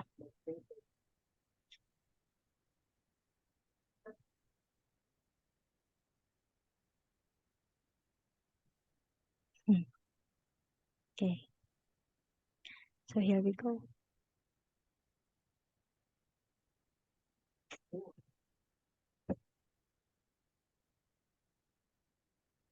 Is it clear now? Yeah. Yes. Yeah, it's Yes. What can you see? Yes. see the What? screen of your computer. Conflict resolution in a Okay, marriage. okay. So I'll just click the slideshow Yeah. presentation.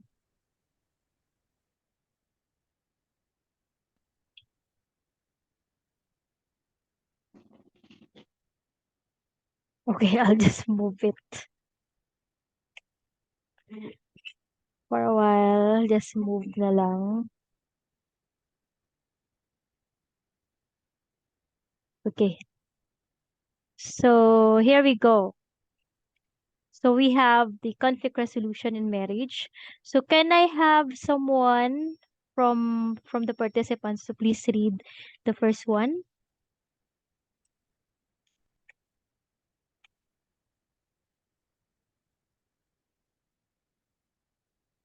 And I have Mike.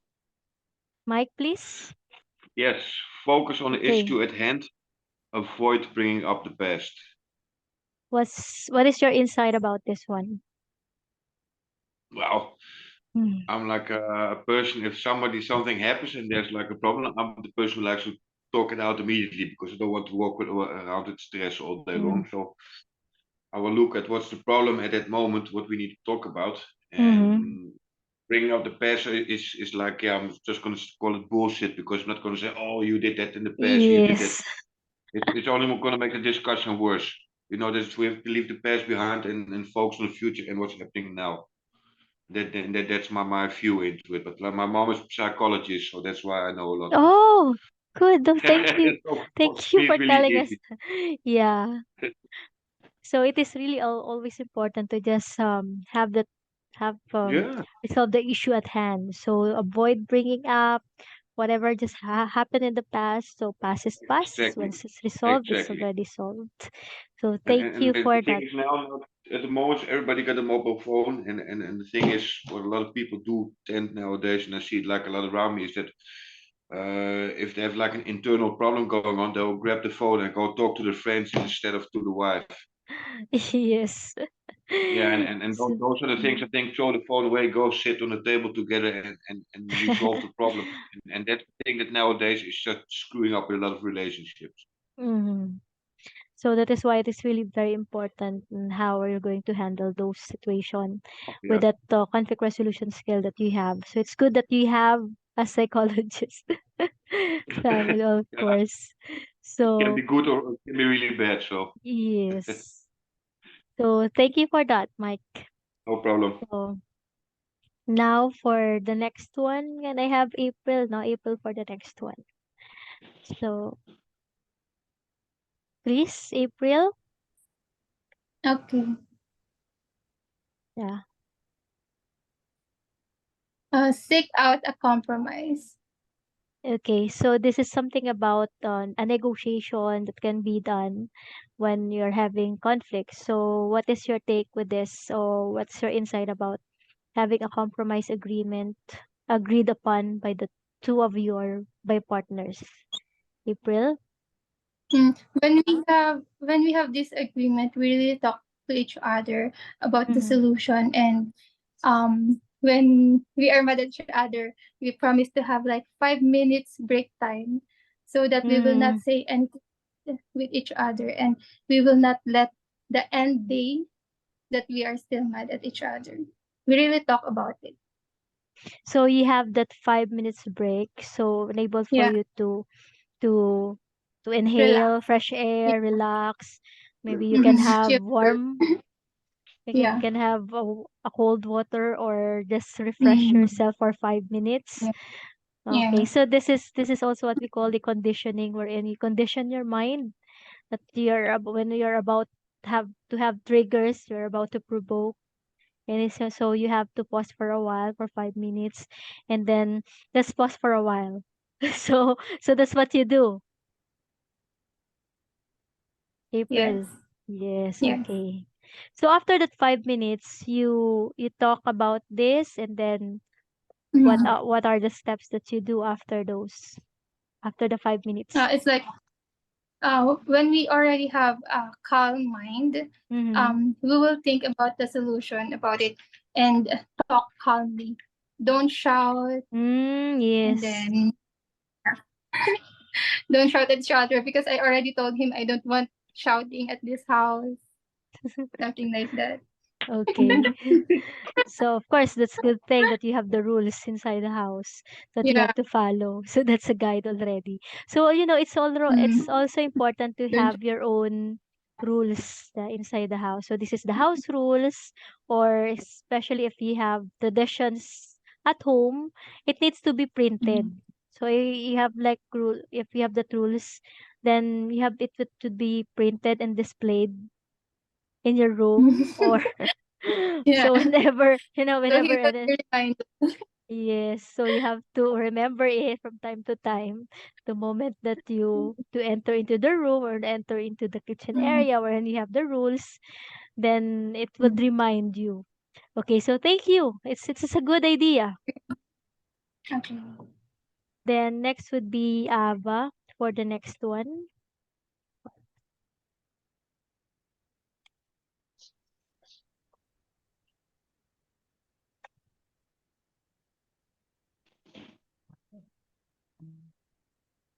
Find a good time to talk. Yes, Ava. Can you please give us some insight of why it is really good time to find a good time to talk rather than to talk and talk and talk, unlimited talking.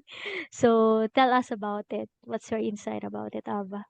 Well, for me, if you do have a conflict, don't talk too much.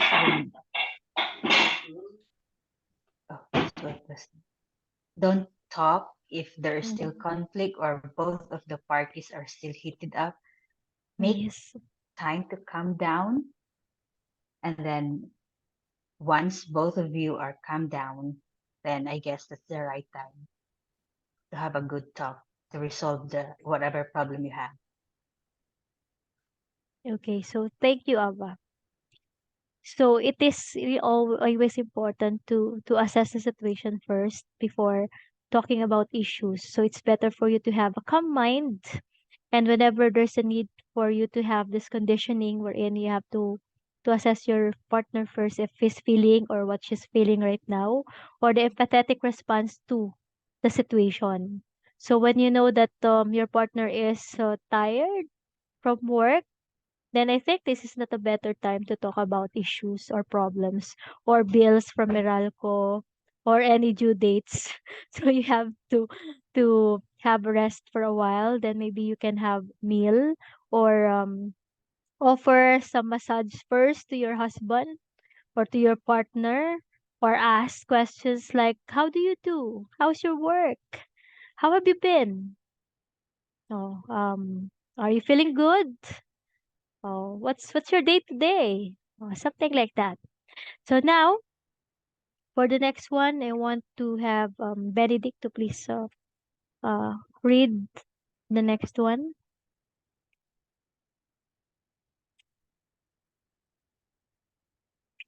Listen without interrupting your partner. Mm-hmm. Yep. So So what is your for take? So for both sides, they should have reasonable time to speak their minds, share their feelings Mm-hmm. about any conflicts or any issues that they have with the situation. Okay. So anything else that you want to add, Grace? Without interrupting your partner, it's Yeah. very important to listen because it's a form of respect. Yes. Thank you.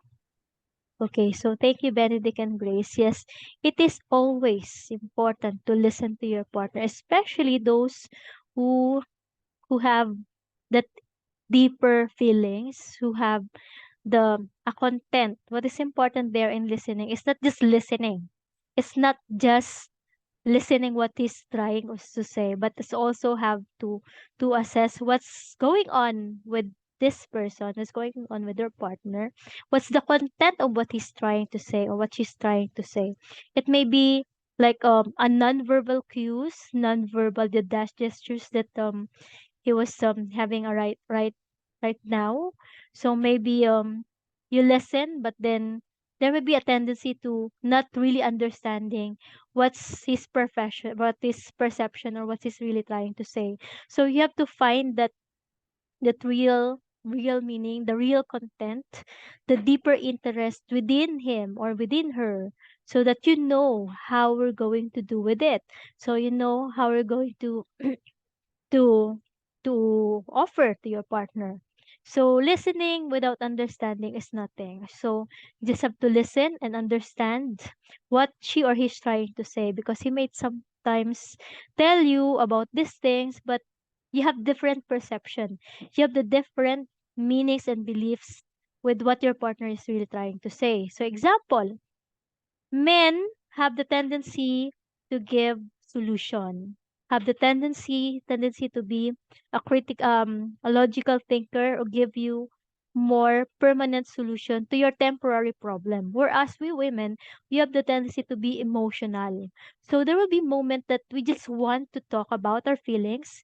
We just have want our partner to listen to us, and we want to be heard, but then our partner would try to tell us or give us instructions, or give us the solution, the permanent solution to your temporary problem.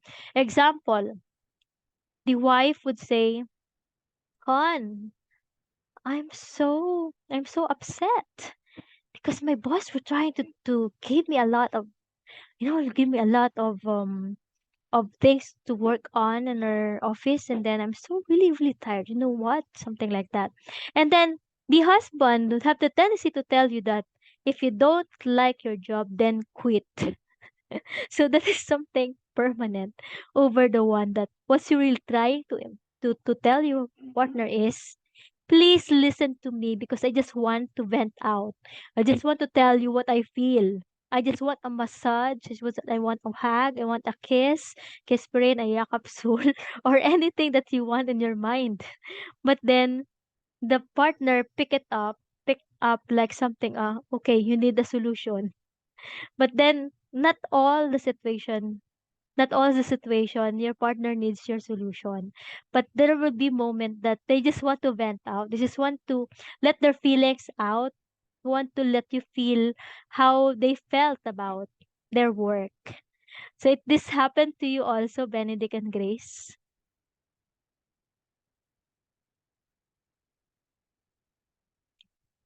Is there any Nope. situation that it also happens to you? Maybe it can be in different similar situation.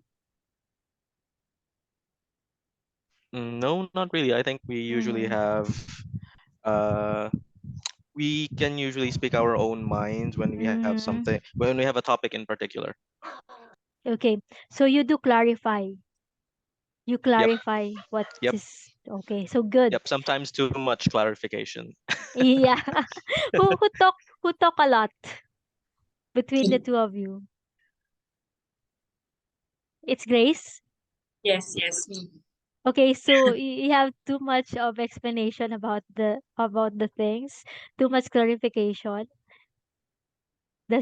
Does it mean? Mhm. No. What I mean is Mm. sometimes it would take me a few minutes to get what she's saying. So Ah, I'll double check in with her. So are you saying this or are you saying something else? Yeah. okay.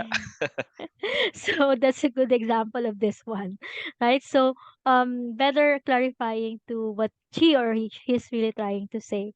So thank you for that sharing. Thank you, Benedict and Grace. And I have had read your homework, and you're both good at it. We have all the complete answers, and of course good points on that. So when I read about your assignment, so I can say that you are now ready to commit, no? Ready to be committed and be as partner for a lifetime. Of course, all of you, I have read your homework, and I was really amazed with your answers, because has what we can say now that you are all ready for having a lifetime marriage with your partner. So congratulations to all of you. Yes. Thank you. Thank you. Yes, thank you. Now, for the next one, can I have Daniel to please read? Admit when you are wrong. Yes, exactly, Daniel. What do you want to say about this one? Your insight or anything you want to say about this? Well, sometimes you just gotta have your partner, your wife, your husband, or whatever go, hon, that's not really what happened. And then you, in your own mind, have to say, you know what? Yeah. Okay, So, yeah, so admit when you are wrong is somewhat self explanatory. yes. Do you always admit your mistakes? Do you always admit that you're wrong to Bless? I argue a lot of times, but Yeah. hopefully in the end I say, yeah, you're right. Yeah, thank you for that, Lina. Because sometimes it's really hard for us to say sorry. It's really sometimes hard for us to admit our wrong because mostly we women, because we are the ones who want to be, caressed, even though if it is our mistake, sometimes we just want our husband to just give us all of the attention and love. And sometimes it's just a part of it. It's something we just want attention. That's why sometimes we can say really sorry. Maybe some of us cannot really say sorry when it's our own mistake. But then whenever there's would be a chance, we have a different way of saying sorry to our partner, like doing the things that we don't usually do, like massage, like giving them a gift, giving them some sentimental values, like giving some surprises. When this is sometimes a way of a person who is not really vocal of telling their partner that they are wrong, they're very sorry, so they are they're going to tell it to their partner the other way, like doing a different kind of like service, like this one, having go to give you a massage instead, then serve you with a good food with your favorites and everything, something like that. So this is their way also of telling you that they are sorry about what happened. So thank you so much for that. Thank you, Daniel, and Bless. Now, can we have Gio to please read this one? Hello, good afternoon. Consider Yes. your partner's perspective. Yes, thank you, Gio. So what is your take about this, or what's your insight about this, considering your partner's perspective? Well, it's it's just about, putting yourself to the other's point of view. Mm. Sometimes when we are arguing, we are just looking at one side. But then when Mm. we widen our understanding, our perspective, Mhm. trying to see it how she see things, then probably we could uh had a compromise. Yes, exactly. So thank you for that. Yes, it would be of course, sometimes we have this kind of the where we cannot really control. No, there would be a chance wherein we have given some challenges, trials, and then here's our partners giving us perspective, giving the ideas. But then during that time, we are not yet open for that. No, parang we're not still in that position to yes say to agree to those. It's always good to have a better yung balance with how your partner's really trying to tell you the perspective, but instead of telling it in negatively, like I don't like that, I don't like it, I'm disagree with what you're trying to say or that ideas that you have. But instead of trying to tell that negativity, instead tell your partner that okay, I'll try to understand that, I will take my research about that so that I can I can study it well, I can plan it very well. So when you have this perspective, like if we are planning to have investment or something, or you have in your mind, then I would think about it But of course, I will not be disagreeing. So that's very important in here, that you have to consider whatever your partner is really trying to. Because as a whole, you are now a partner. You are now a teamwork. So whatever it is, we have to respect each other's perspective, ideas. You have to consider everything, the opportunities and options that you have in hand, 'di ba? Gio, thank you so much for that. Yes. Thank you so much, Yes, Ma'am Paula. thank you. And next, of course, we have 2 April pala dito, no? We have April Lalende, no? So I'm sorry, I was about before sinabi ko si April. But then we have 2 Aprils pala dito. So can we have April Lalen this time?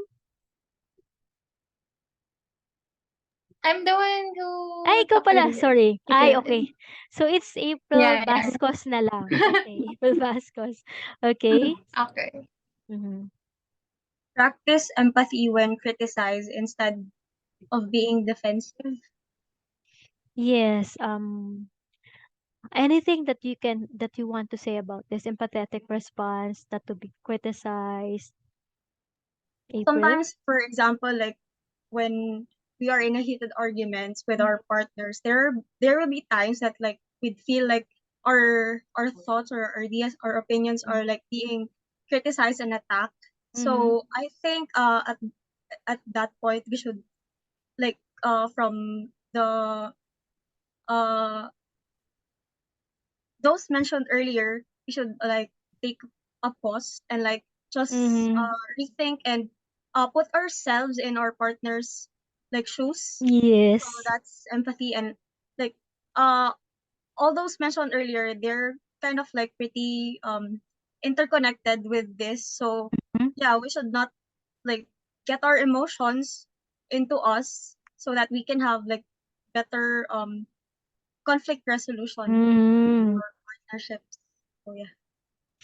Thank you so much, April, for that wonderful no question and answers. And of course, to all of those that you have answered very well, and then your takeaway, your takes and your insights about the conflict resolution. And then you can add more on that. You can have your own conflict resolution skills. You can have more of the rules. Example, if you yeah like, as what our couple shared us a while ago about having 5 minutes break. Then let's just pause for a while, have the conditioning of our mind first. Before let's calm down ourselves first. So maybe you can have more on this. Maybe you can add more on that one. And now I will move on with the next slides. And April, yes, we have April Vascos, and then April. Yeah, okay. So, April Joy Lalan is your partner Dragon Lim. That's his name. That's his full name. Yes po. Is it Dragon? Dragon Lim. Okay. Full name. Okay, thank you. Yeah. Okay. So, okay, thank you. Now, let's move on. Now, going to this point we're in, let's know our partner's daily needs. So, this could be applied to the both of you in a lifetime. I uh, I I put some mnemonics or the acronyms so that you can memorize it very well, and then you can remind your partners as well if if there will be a possibility of forgetting it. So that is why it's really very simple. Can I have someone to please read, no? See? Ay, sorry. Medyo hindi ko nakikita kasi lahat ng participants dito. So, I'm sorry for hindi ko na tatawag, no?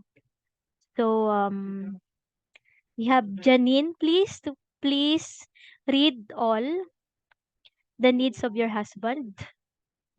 Okay. Love? Janine. Yeah, I You know. do it? Yeah. Janine, Okay. please. Yeah.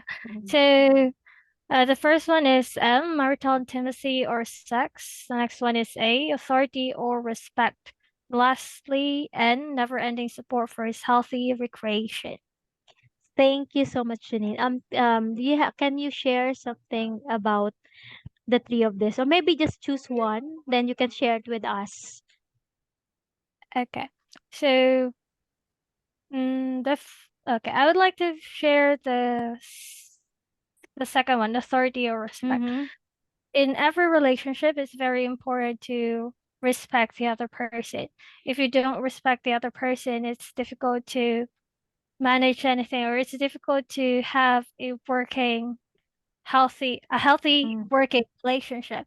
So, considering as what our first speaker mentioned, the husband is the head of the family.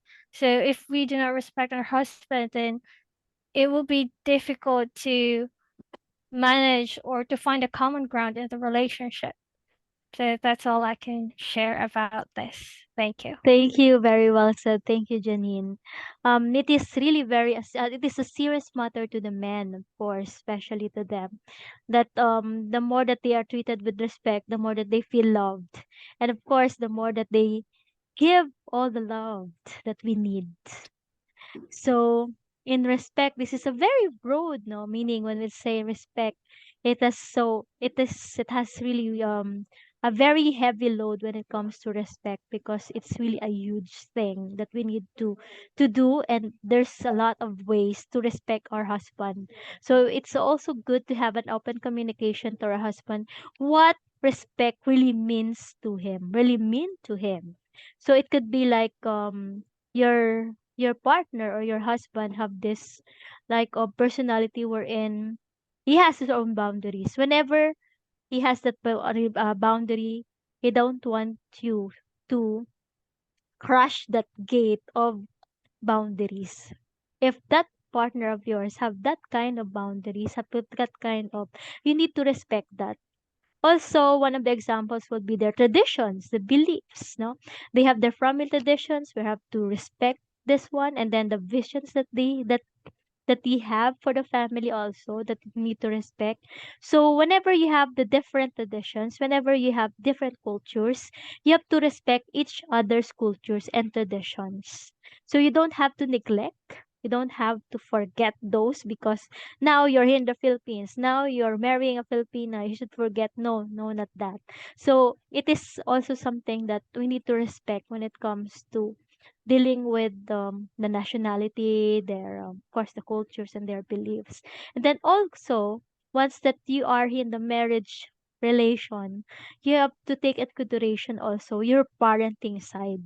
Later on, you'll have your kids, you have your children. So doing this respect of having just one parenting styles at home, having rules at home is one of the respect that you can give to the husband also. So if your husband would give the rules, and then the wife to give the respect is to execute the rules at home. Example, if we have decided to have the parenting style of being an authoritative kind of parenting wherein you give the rules, but then you still consider the feelings of the children, they still have their take, they still have their voice, then it is something that you have to execute inside the house. So if your partner, if your husband is an authoritative parenting or parent style, then you you want a permissive kind of parenting, that there's something, no, there would be a conflict between the two of you. So that's something that you have to talk over. So because having a marriage, having this entering into a marriage is now building your own family as a whole. So that's also one thing. Now, marital intimacy or sex. I would explain this in science, because men produces sperm at least every 1 to 2 days time, and the maturity period of the sperm is from 1 to 2 weeks time. So they need to release that. So this is not really their fault of why they really will have the urge of having sex with their partner. It is, of course, given to you as privilege in marriage. So that is why whom they are going to release that sperm that they produce, of course, to their partner, to their wife. So that's the privilege, that's the gift of marriage that you have to enjoy. And this is one thing for you to remember. Sex is a need for the man, but sex is a want for us women. It is our wants. And this is their needs. Why? Because their body needs it. Their body produces something that they need to release. But then for us, women, why it is more of the wants for us? It's because of the pleasures that we have. And according to studies, we can have at least 20 orgasms in just one sexual activity. And of course, you cannot notice it, you cannot observe it while you're doing this because it has 0.30 seconds interval. It has 30 seconds interval that we can't even observe or notice, but of course, moaning or sounds, something like that, that could really count like a one, huh? So maybe later you'll be counting, huh? So this is not something like literal, like you have to count like 30 seconds. No, it would this happen, of course. We women, we have three spots. So we can have our orgasms in different way. But for them men kasi they only have one. That is why it is a need for them and it is a want for us because of the pleasures and the benefits that it's given to both of us. But then again, sex can have both beneficial to the both of you because the moment that you are doing that, there's a hormones release like the oxytocin and the serotonin that can give us, that can boost our energy and can help us more to focus on our work later on. So study shows also that if you want to conceive, if you're planning to have or planning to have a baby soon to conceive, it is best to have a sex in the morning between 5 o'clock in the morning to 7:30 in the morning. That's according to the study of Zurich Hospital in Zurich, Switzerland. A study of they got samples from 7,000 plus men and they got 12,000 plus of samples, and the sperm samples that they got have more concentrated perfect shapes, no, motility and fertility. It is increased during between 5 to 7:30 a.m. rather than the one they gathered later in the day. So not only the Switzerland had that studies, but many already have that studies about that, no, during the day. Why? There's also a study about when we are sleep when we are asleep, we have 1.5 to 2 hours cycle of sleep and every interval. Like example, 1.5 to 2 hours cycle, that's one interval, and then another, and another. During the third, the NREM3, our hormones releases something like a serotonin, oxytocin, and some healthy hormones, including those sex hormones. So in the morning, we have a lot of energy. We have 100% of energy. But then later in the day, it decreases, it deplenishes because of the work that have exerted during the day. So that is why it is more concentrated in the morning. It is more perfect in the morning rather than later in the day. And also our body, our physical um, body also affects our activity or our performance during the day. So that is why that's the meaning of it. That's how it I explain it in English in science. So any any comments or any clarification I have of what I have said a while ago? I want to hear from something. Maybe you have a weird question. Oh, Paula, are you really sure? What is done in the morning? Anything?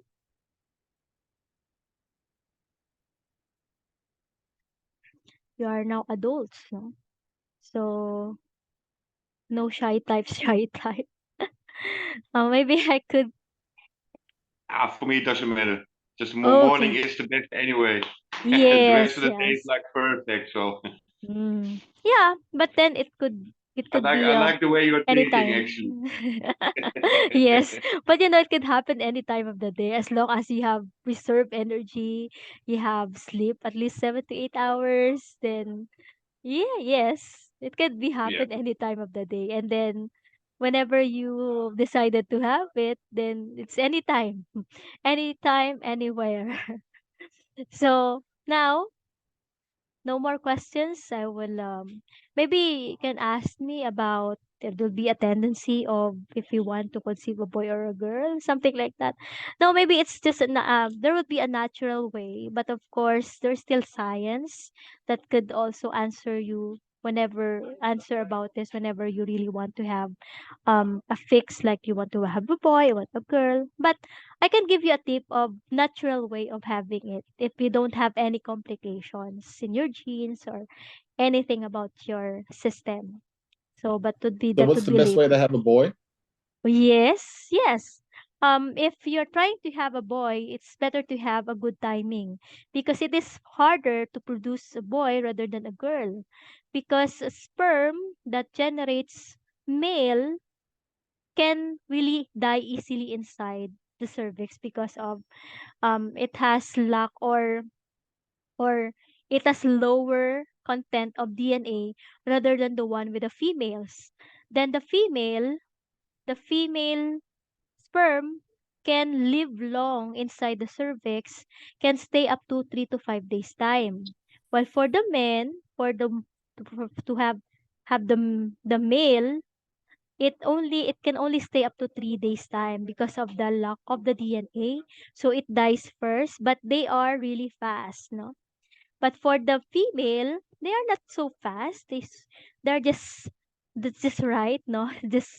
And it can be some slow rather than the male one, but they can stay really long inside the cervix. That is why if you really want to have a girl, then you can have sex 3 days before your ovulation period, before the ovulation period of your wife, because that sperm that has the female can stay up to 5 days time. So whenever they reach, they can stay there. They can really live even if you have the thick mucus inside. So we have different mucus, diba? So when you have the clear mucus, the one that can stay there long would be both the male and the female. But then it is the best time for you to have a boy because that's the only time a good timing to have a boy when you have your ovulation period and then that you have your clear and stretchy cervical mucus. So your guide there would be 2 inches or more. So it could be stretchy like the egg white. So if your wife have that cervical mucus, then you have to stretch it and then it would expand, stretch up to 2 inches more. Then that could be a possibility of can have a boy because during that time the sperm can travel very well because it is clear, it is stretchy. But then if the cervical mucus is cloudy, sticky, so the only sperm that could stay there is the one who is having the girl or the female. So they can stay there up to 5 days and then they can really swim well because of their DNA. So that's the natural way. And then when we say about having a boy, you need to have a deep penetration. So this is the cervix. This is the sperm. It should be door to door. You need to you need to have the deep penetration so that it has a short transport going to the cervix rather than at the vaginal entry. But if you're planning to have a girl, then it's just pick up at the branch.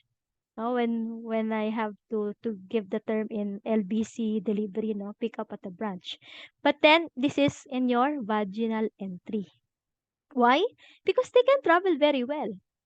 So the good position of having a boy is missionary, and an animal dog position because you are putting it there already. It's like door to door, slide going there.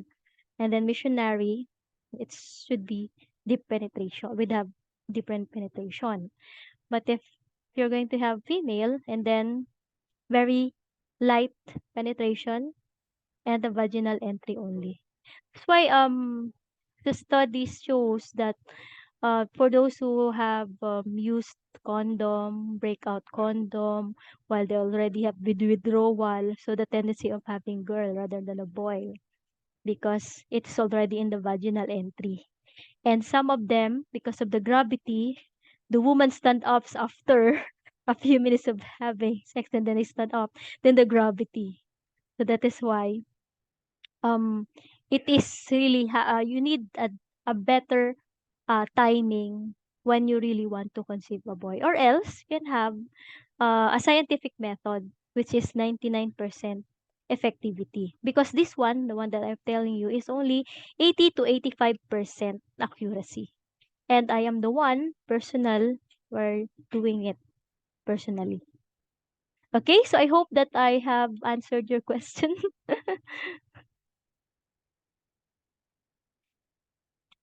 So, are you still there? Yes. Yes. Yes. Yes. Thank you. Thank you. Yes. Did I Yeah, give? yeah, yeah, yeah. Okay. Did you learn about that?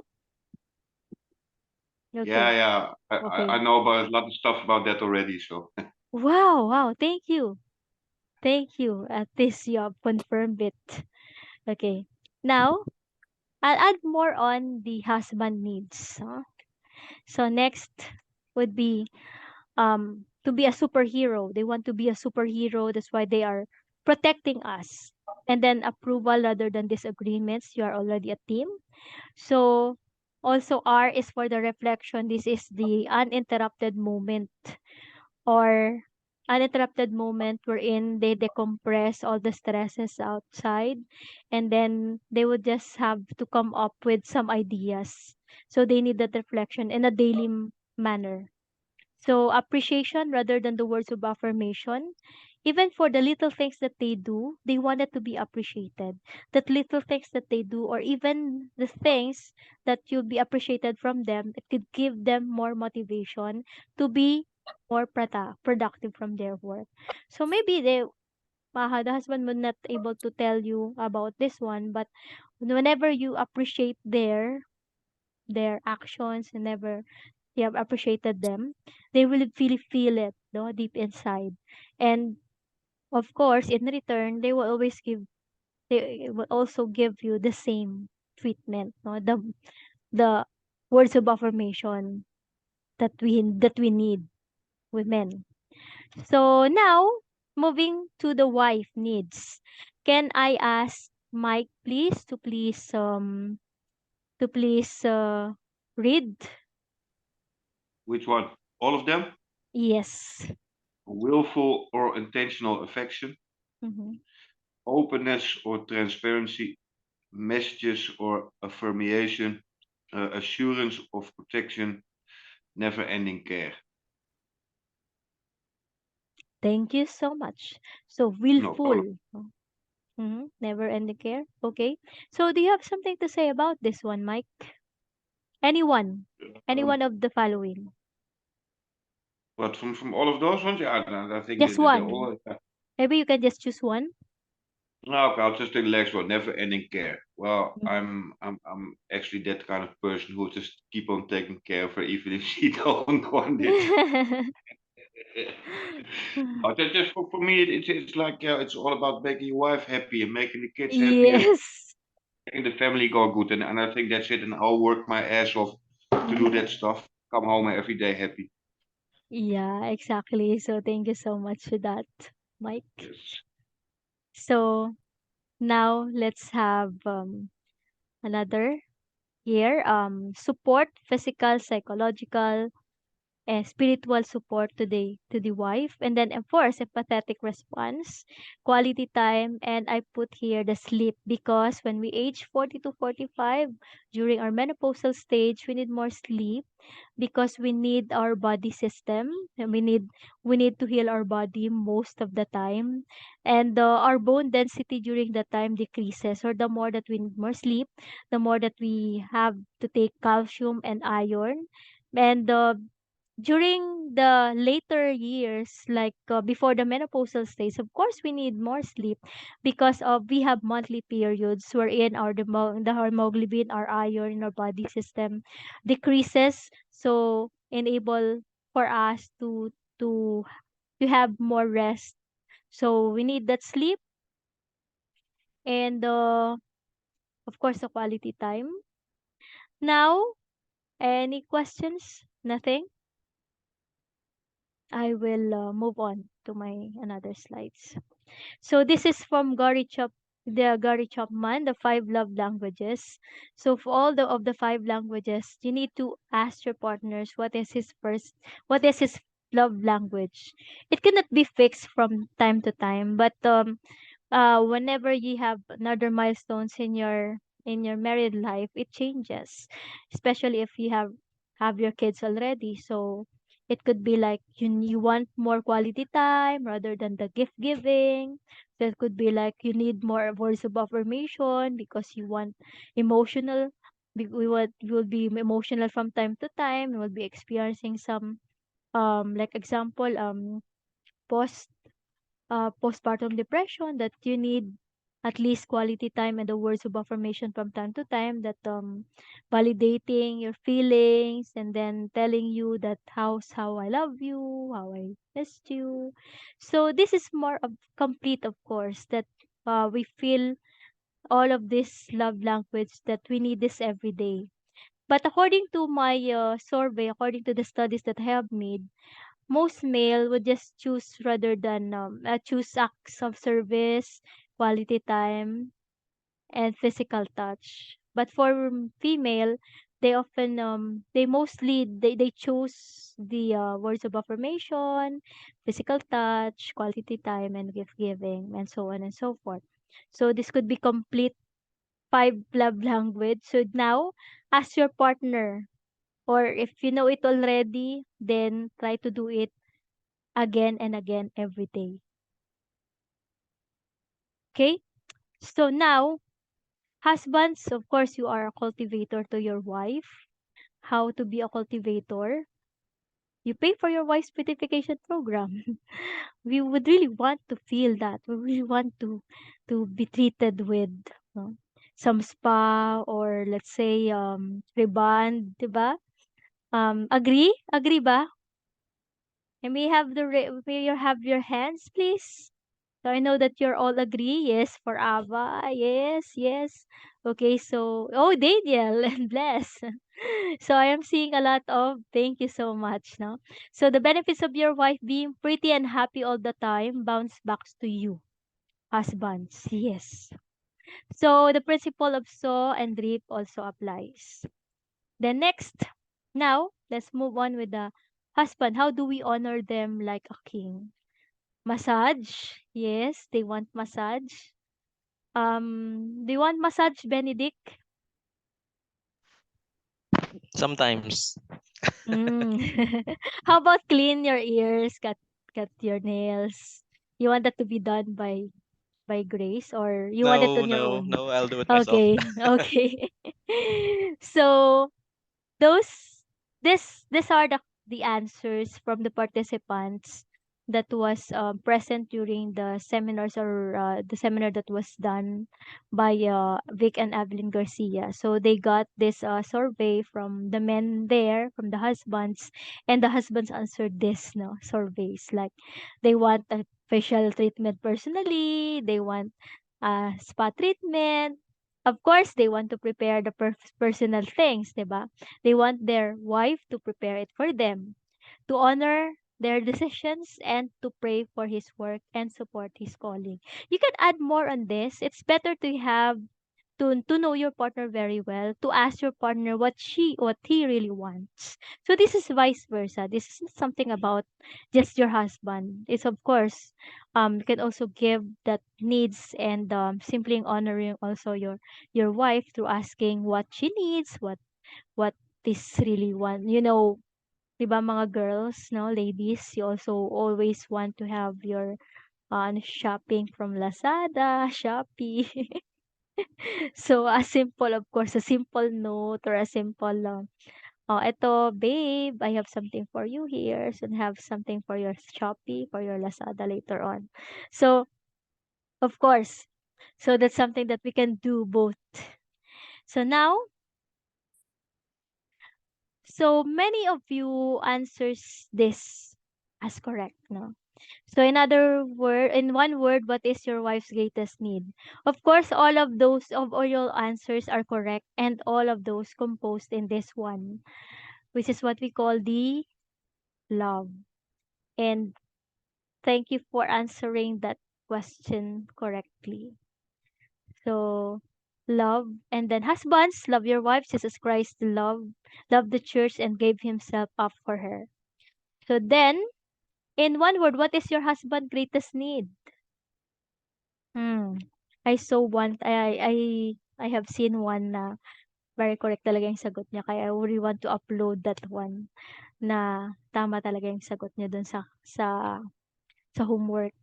And of course, all of you do, because you know your partner very well. You know what your partners need. No?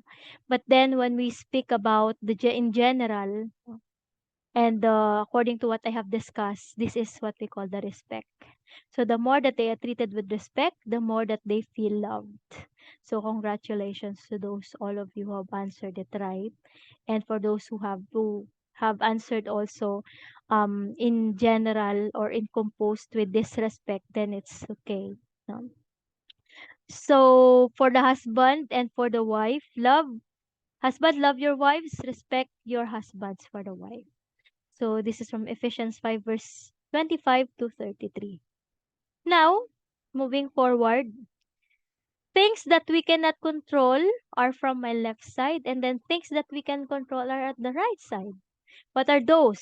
Your emotions. You can choose how to react on every situation. Your attitude, your perspectives, your choices in life, because they shall be your destiny. Things that have yet to happen is still in your hands. So according to Harvard University studies, 85 year of Harvard University studies, it's already 85 ha, because 10 years ago na itong graphics. So the happiest and healthiest people on earth are those who invest in relationship. So as what Angela have told us a while ago, do not entertain negativity, but instead have the positivity, make your relationship go strong every day, and have it invested in your family, in your marriage. So focus on your journey towards that family life you both want. How? By staying on course. Stay on your lane, straight ahead. Because your future is totally in your hands. Okay, I know everyone would agree. Agree? Can I see the raise of your hands? Can I see the raise hands there? Wow, yes. Yes, more? More? Wow. Yes. Thank you. Thank you. Thank you so much. So, happy life, happy marriage, happy family is a decision. And it is your priority. So, that's my family. That's our family. We have 3 kids, 3 children. We have 3 boys. And now, I am carrying a baby girl to complete our family. So, we have 3 boys and 1 girl. So thank you so much for everyone. And the one that I have told you a while ago, we already applied that. That's why we have 3 boys. It's always in our ovulation period. So just no matter what, you have to check with your OB-GYN, and also have to check your ovulation period. your ovulation tracker. um, for Tyrone and Jessica, do you have something to say? I think we're good. I think, yeah. Yeah. So thank you so much. So can I hear from you? Can I hear feedback on about the whole discussions about the whole seminar that you have right now? So can I have words from you? Yes, you can. For we have Tyrone and Jessica here first. Can I hear from you? Yeah, I guess we've learned a lot from this session. Mainly sa how to deal with problems, I guess. Mm-hmm. Or what we can prevent in the future, Mm-hmm. on how to deal with problems, I guess. So Okay, it's a so very enlightening afternoon. okay. Thank you so much. Welcome. So we have um can I just have it in my list, no? Para hindi ako malito, no? Can we have Jose and Jamie? Are you here? Joey, no? Is that Joey and Yeah, we're here. okay, so can we hear about you? What's your feedback? Well, for me, this is a good session. So I think this is a good start, or this is the first step, before we go into a marriage life. So I think this is a good guide as well. So yeah, it's very, very good, very good. Good thing that we have this kind of, seminar here in the Philippines. It's a good Yes, start. thank you, Joey. Yeah. I know Jamie is not really feeling well, but I really congratulate you that you still attended this session. So, Jamie, do you have anything to add? Yes, no. The session is quite refreshing to us. Being together for 9 years already, no. Mm-hmm. There's a lot of inputs then, and of course, very helpful talaga with the upcoming union. So thank Ayun. you. Okay, so thank you so much then, Jamie. And we have Nino and Kathleen here. This is Kathleen, Camille, Nino, Carlo. Oh, you have yeah, long name. I hear from you?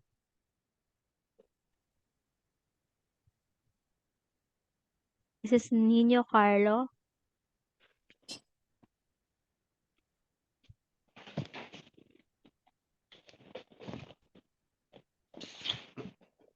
Kathleen, Camille. Okay, so maybe let's have from Rene Ross. Are you here? And Orlin? Yep, we're here. Okay, so your takeaways, your feedback for this seminar. Yep. So yeah, we're very thankful that we have this seminar. It was very informative, a lot of learnings, and we've really Mm-hmm. taken about this, even the earlier seminar as well. Yeah. And we really appreciate it. Definitely, we will bring this along the way during our marriage. And thank you very much for this session. That's a great one. Yes, thank you so much, Arlene. And do you have something to add pa ba? Rene? Sorry, it was an incoming call. My phone. Okay. I'm sorry. All good. We're all good here. Yep. Okay. Thank you. Thank you so much. How about Gio and Nana? Me first. Personally, I learned a lot in these sessions. It's very productive and the discussions are very comprehensive. And I believe it will actually give us more confidence on our next chapter of life as a husband and wife later on. And wanna personally thanks the group for a very interactive session. And maybe that's it. Thank you. Yes, for Nana, you have something to add? Yeah, I actually agree what Joe mentioned, and yeah, really thankful to the Miss Koa and also the another speaker. Yeah, thanks for all the informations and also your efforts. And yeah, I truly wish that everyone us here we can really start a good family and have a good start and have a pretty ending. Yes, thank you. Yes, thank you, Nana. I hope that all the discussions a while ago that I know some of it are in Tagalog, but I hope Gio could help, you know. Gio translated it for you. Yeah, yes, Okay. yeah. Thank you. Well, yes, thank you so Worry. much. Yes. And can I have Mike and Fish? Mike and Fisha? Hi. Yeah. I like the dynamics of the seminar. Mm. It's very relatable and very informative. And I think Mike did a good job. Well, thank you so much for that. Mike, you had something to Marco. say? Oh, no, I thought it was a good session and I thought it was fun also. I like a lot of stuff I already know, of course, because yeah, Mhm. I'm not a young guy, but I think it's beneficial and stuff, especially for a lot of people who don't know how things work. But yeah, I thought it was a good conversation, especially like the last part. Yeah. Yes. Did you enjoy the homework? Because have Yes, you we also did. enjoy? Yes. No, Of no, no, course. but it's really interesting. I Yes. can talk to this, but same to your husband. I can go probably if I would talk to your husband, I would be talking like for 3 months non-stop. Wow. Yeah. Yes. Would really look forward to seeing and meeting you here in the Philippines. Yeah, next year Yeah. it's coming closer and closer. I was there like a few Mm. months ago and I want to go back now already. Because it's like winter time coming over here, so I need some more sun and yeah. You know it. Yes. Okay, so thank you so much. And again, congratulations to you. Then, yes, Thank you. thank you, Mike and Trish. Now, let's have Thank you. Lucas and Princess. Should I start? Mm-hmm. Yeah, I think you have to renew yourself from earlier. Yes, yes. Yes. Well, I'm actually a little bit in shock and a little bit scared about the future. Yeah. So I probably took the marriage thing a bit too lightly, and Yes. but it was a bit of wake up call, and I know that we cannot take marriage as granted, so we need to put in commitment and Yes. work hard on it, and to make sure that it's going to work out. Yes. And I haven't really thought about this much before, but yeah, thanks to the seminar, that makes me think a little bit. And I might back out of the wedding, Princess. Oh, Prince. No, it's yeah. I will work hard, and I will take your advice. Thank you very much, and I will work hard on what you and put into work what you told us. Thank you very much. Yes, thank you. And of course, welcome to you. Welcome to the both of you. You have something to add, of course, Princess. Nothing at all. Thank you. Okay, so thank you, Lucas and Princess. Now let's have do we have here Michael and Josimar? We're here. Yeah, Yeah, we're yeah. here. Oh, okay. So Okay. yeah, what's your feedback for the whole? Yeah, it's actually good because like, we've been together for 15 years. And we Yes, actually yes. have 9 years old daughter. So yeah, it's refreshing and it took us this long to actually getting married.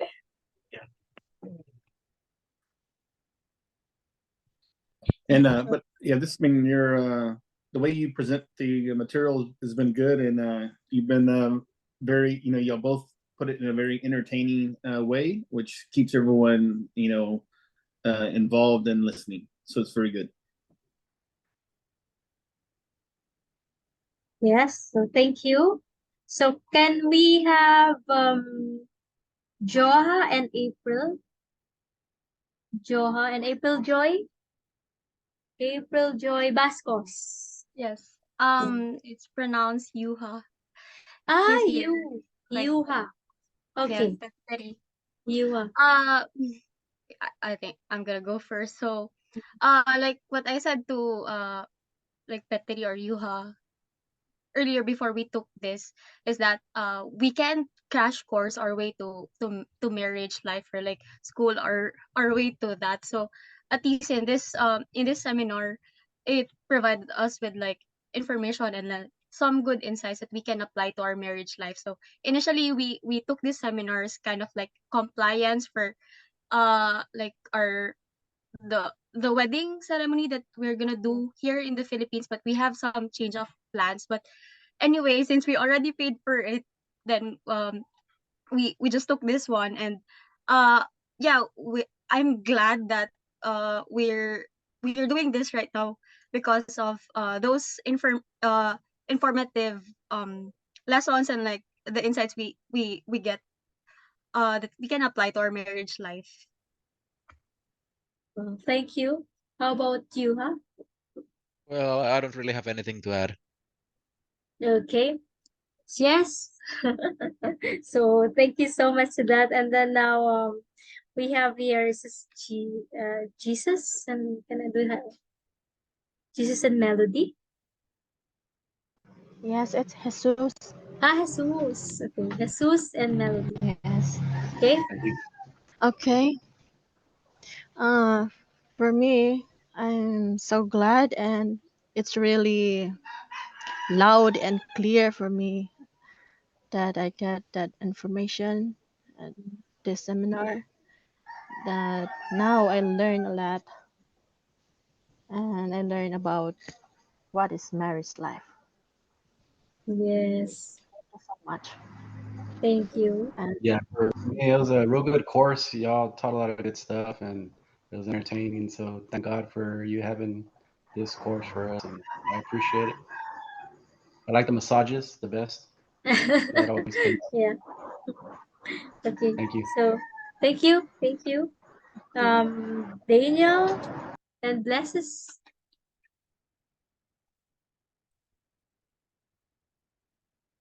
Daniel and Bless.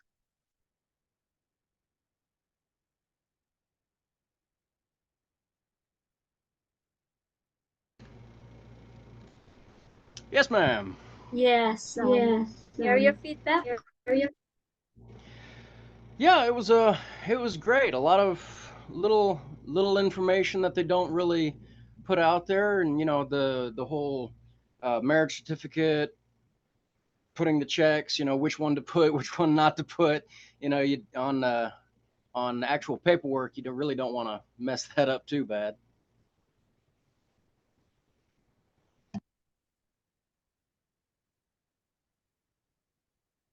Do you have any question about that, or it is all clear to you?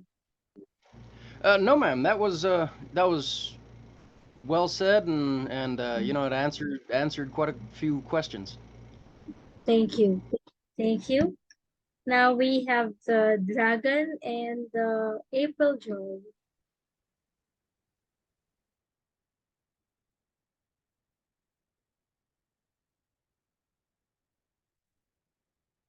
You're on mute. Sorry. Yeah. As I was saying, that was a great explanation, especially the part of the needs and of the husband and wife, and especially the respect and how we will manage our family together. Yeah. Thank you for the explanation. Yeah. Dragon, you want That's to it. add something? I was just currently in the CR right now. Okay. So we have thank you for that. We have Kevin here, Kevin and Rika. Yeah, well, for us, I'm really thankful for this event. It's enlightening and regarding the marriage, rules, laws, resolutions of conflict, and understanding our partner's needs.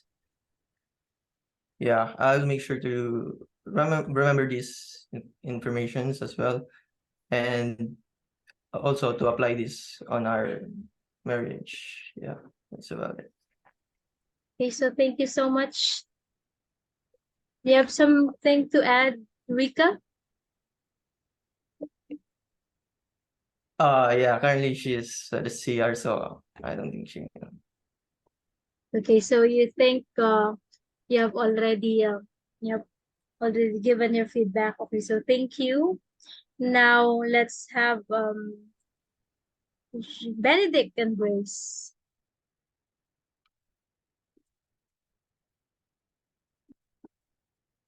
Okay, so she said I'll go first.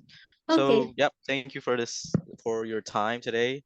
And I've learned a lot, and we'll probably still learn a lot more together along the way. And even after this session, we'll still be discussing about some of the topics that were discussed here today. So, yeah, thank you. Yes, thank you so much. Okay, let me hear from Grace. Actually, I find it very educational and inspirational as well. I have lots of good realizations, and I hope that it would help us along the way, especially for us uh, who got engaged at age of 24. Then it's also good that you conducted the seminar in an online manner because I'm working overseas. I'm so excited to get married on November. Congratulations. Yeah. So thank you. Now let's have Christian and Janine. Christian and Janine. Okay, I'll go first. Wait, I'll go first. So yeah. Hey, love, how are you? Hello. So Yeah, because I'm in Spain and she's there, so I'm just say bye bye. How are you? You okay? I'm good. But I'll Nice. go.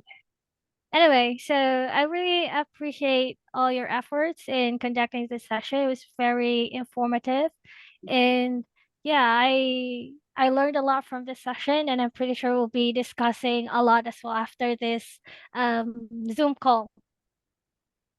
But yeah, this was an insightful lessons. I've learned a lot, and we will continue to learn as well. I'm glad that we had this seminar with you instead of doing this in my city because I I know how it works in my city, and I right now I've decided that this is more fun. This is more interactive with with all the participants, and yeah, you've discussed all our responsibilities as a married couple, and yeah, it was very. I'm very thankful for all your efforts, and we appreciate the assignments as well. So thank you very much. That's Okay. all. Thank you, Janine. Now can we have some question? Well, I would like just to say a few things. That we really like your seminary. It was so nice and fun as well. Okay, and I think for us was a joy to know that there was an online seminar because at the beginning, some people told us that it was only possible to be physical. I mean, presentially in the office. So for people like us, foreign is quite complicated to travel just for 2-3 days. Yes. So thanks for doing this. Doing the next years, please. Okay. So I recommend you for everybody. All right. Yeah. Of course, Thank you. I hope you send me a small commission, okay, for that. But everything is okay. Don't worry about it. All right. Thanks so much. Okay, I'm so happy, honestly. Yes. Okay. Thank you, Christian. Now Okay. thank you. Now let's have from Marvin and Roxanne. Are you here? Yeah, Marvin Sam. Yeah, can you hear me? Sorry. Yeah. Sam is in the restroom right now, but hopefully she comes back in time. But yeah, first off, I'd like to congratulate everyone here for spending time and, of course, learning more about the insights in marriage. And yeah, we as a couple, we definitely look forward to working on this new venture, or the responsibilities as well as the um, challenges that we'll be undertaking in the future. But yeah, we look forward to it, and yeah, hopefully everyone as well has a very good learning from this, that yeah, would help all of us in our future relationships as married couples. That's all. Thank you, everyone. Thank you, Marvin. Okay, so let's have from Andre. Oh, is Andre and Angela here also? I think none. Not William. Are you here? William and Ava? Hi, hello, good afternoon, Yeah. everyone. Yeah, the seminar is really helpful and informative. Especially, we learned a lot of things in just a small amount of time. Especially, we were getting married hopefully by next month. I believe we are ready for our next chapter after we hear this seminar. That's all I can say. Thank you so much. Wow, so thank you. Will. How about Ava? You have something to say? Okay. Doing this session is really of a great experience. It's very informative. I have learned many insights from all of the details that you presented. And this will be a good guide for everyone. And also, I like that this is a very interactive session. It's nice to meet and hear perspective from other people. And this is a very great dynamic group. Thank you. Thank you. Yes, so welcome, Ava. So I think did I left some okay, so did I forget something or someone? Did everything have their feedback na? Yeah, I think so, because we have already completed my list. So can we have a photo session? Maybe you can have yourself ready for the photo op as our documentation. Wait for a while. I'll just ask my husband.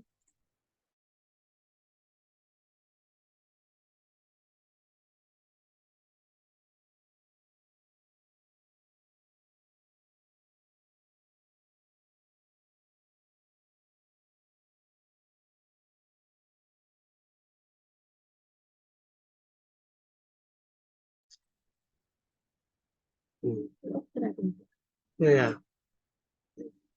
Hey, Angelo, how are you? You back Hi. again? Let's have a group We're photo shoot. missing. Yeah. Yeah, sure. Thank you for that. So let's have a group photo shoot. Ready? Smile. 1, 2, 3. One more. All right. Congratulations again. The second page. On the second page pa. Yeah, you have the second page. Dami natin, Yeah. One, 2, 3. One more. All right. Thank you, guys. Thank you. Yeah. Okay. Thank you so for much. listening. Yeah. Bye-bye. See you soon. Hope to see you soon all. Thank you. Thank Thank you. Bye. Bye. Bye. Thank you. Enjoy your Bye. weekday. Bye.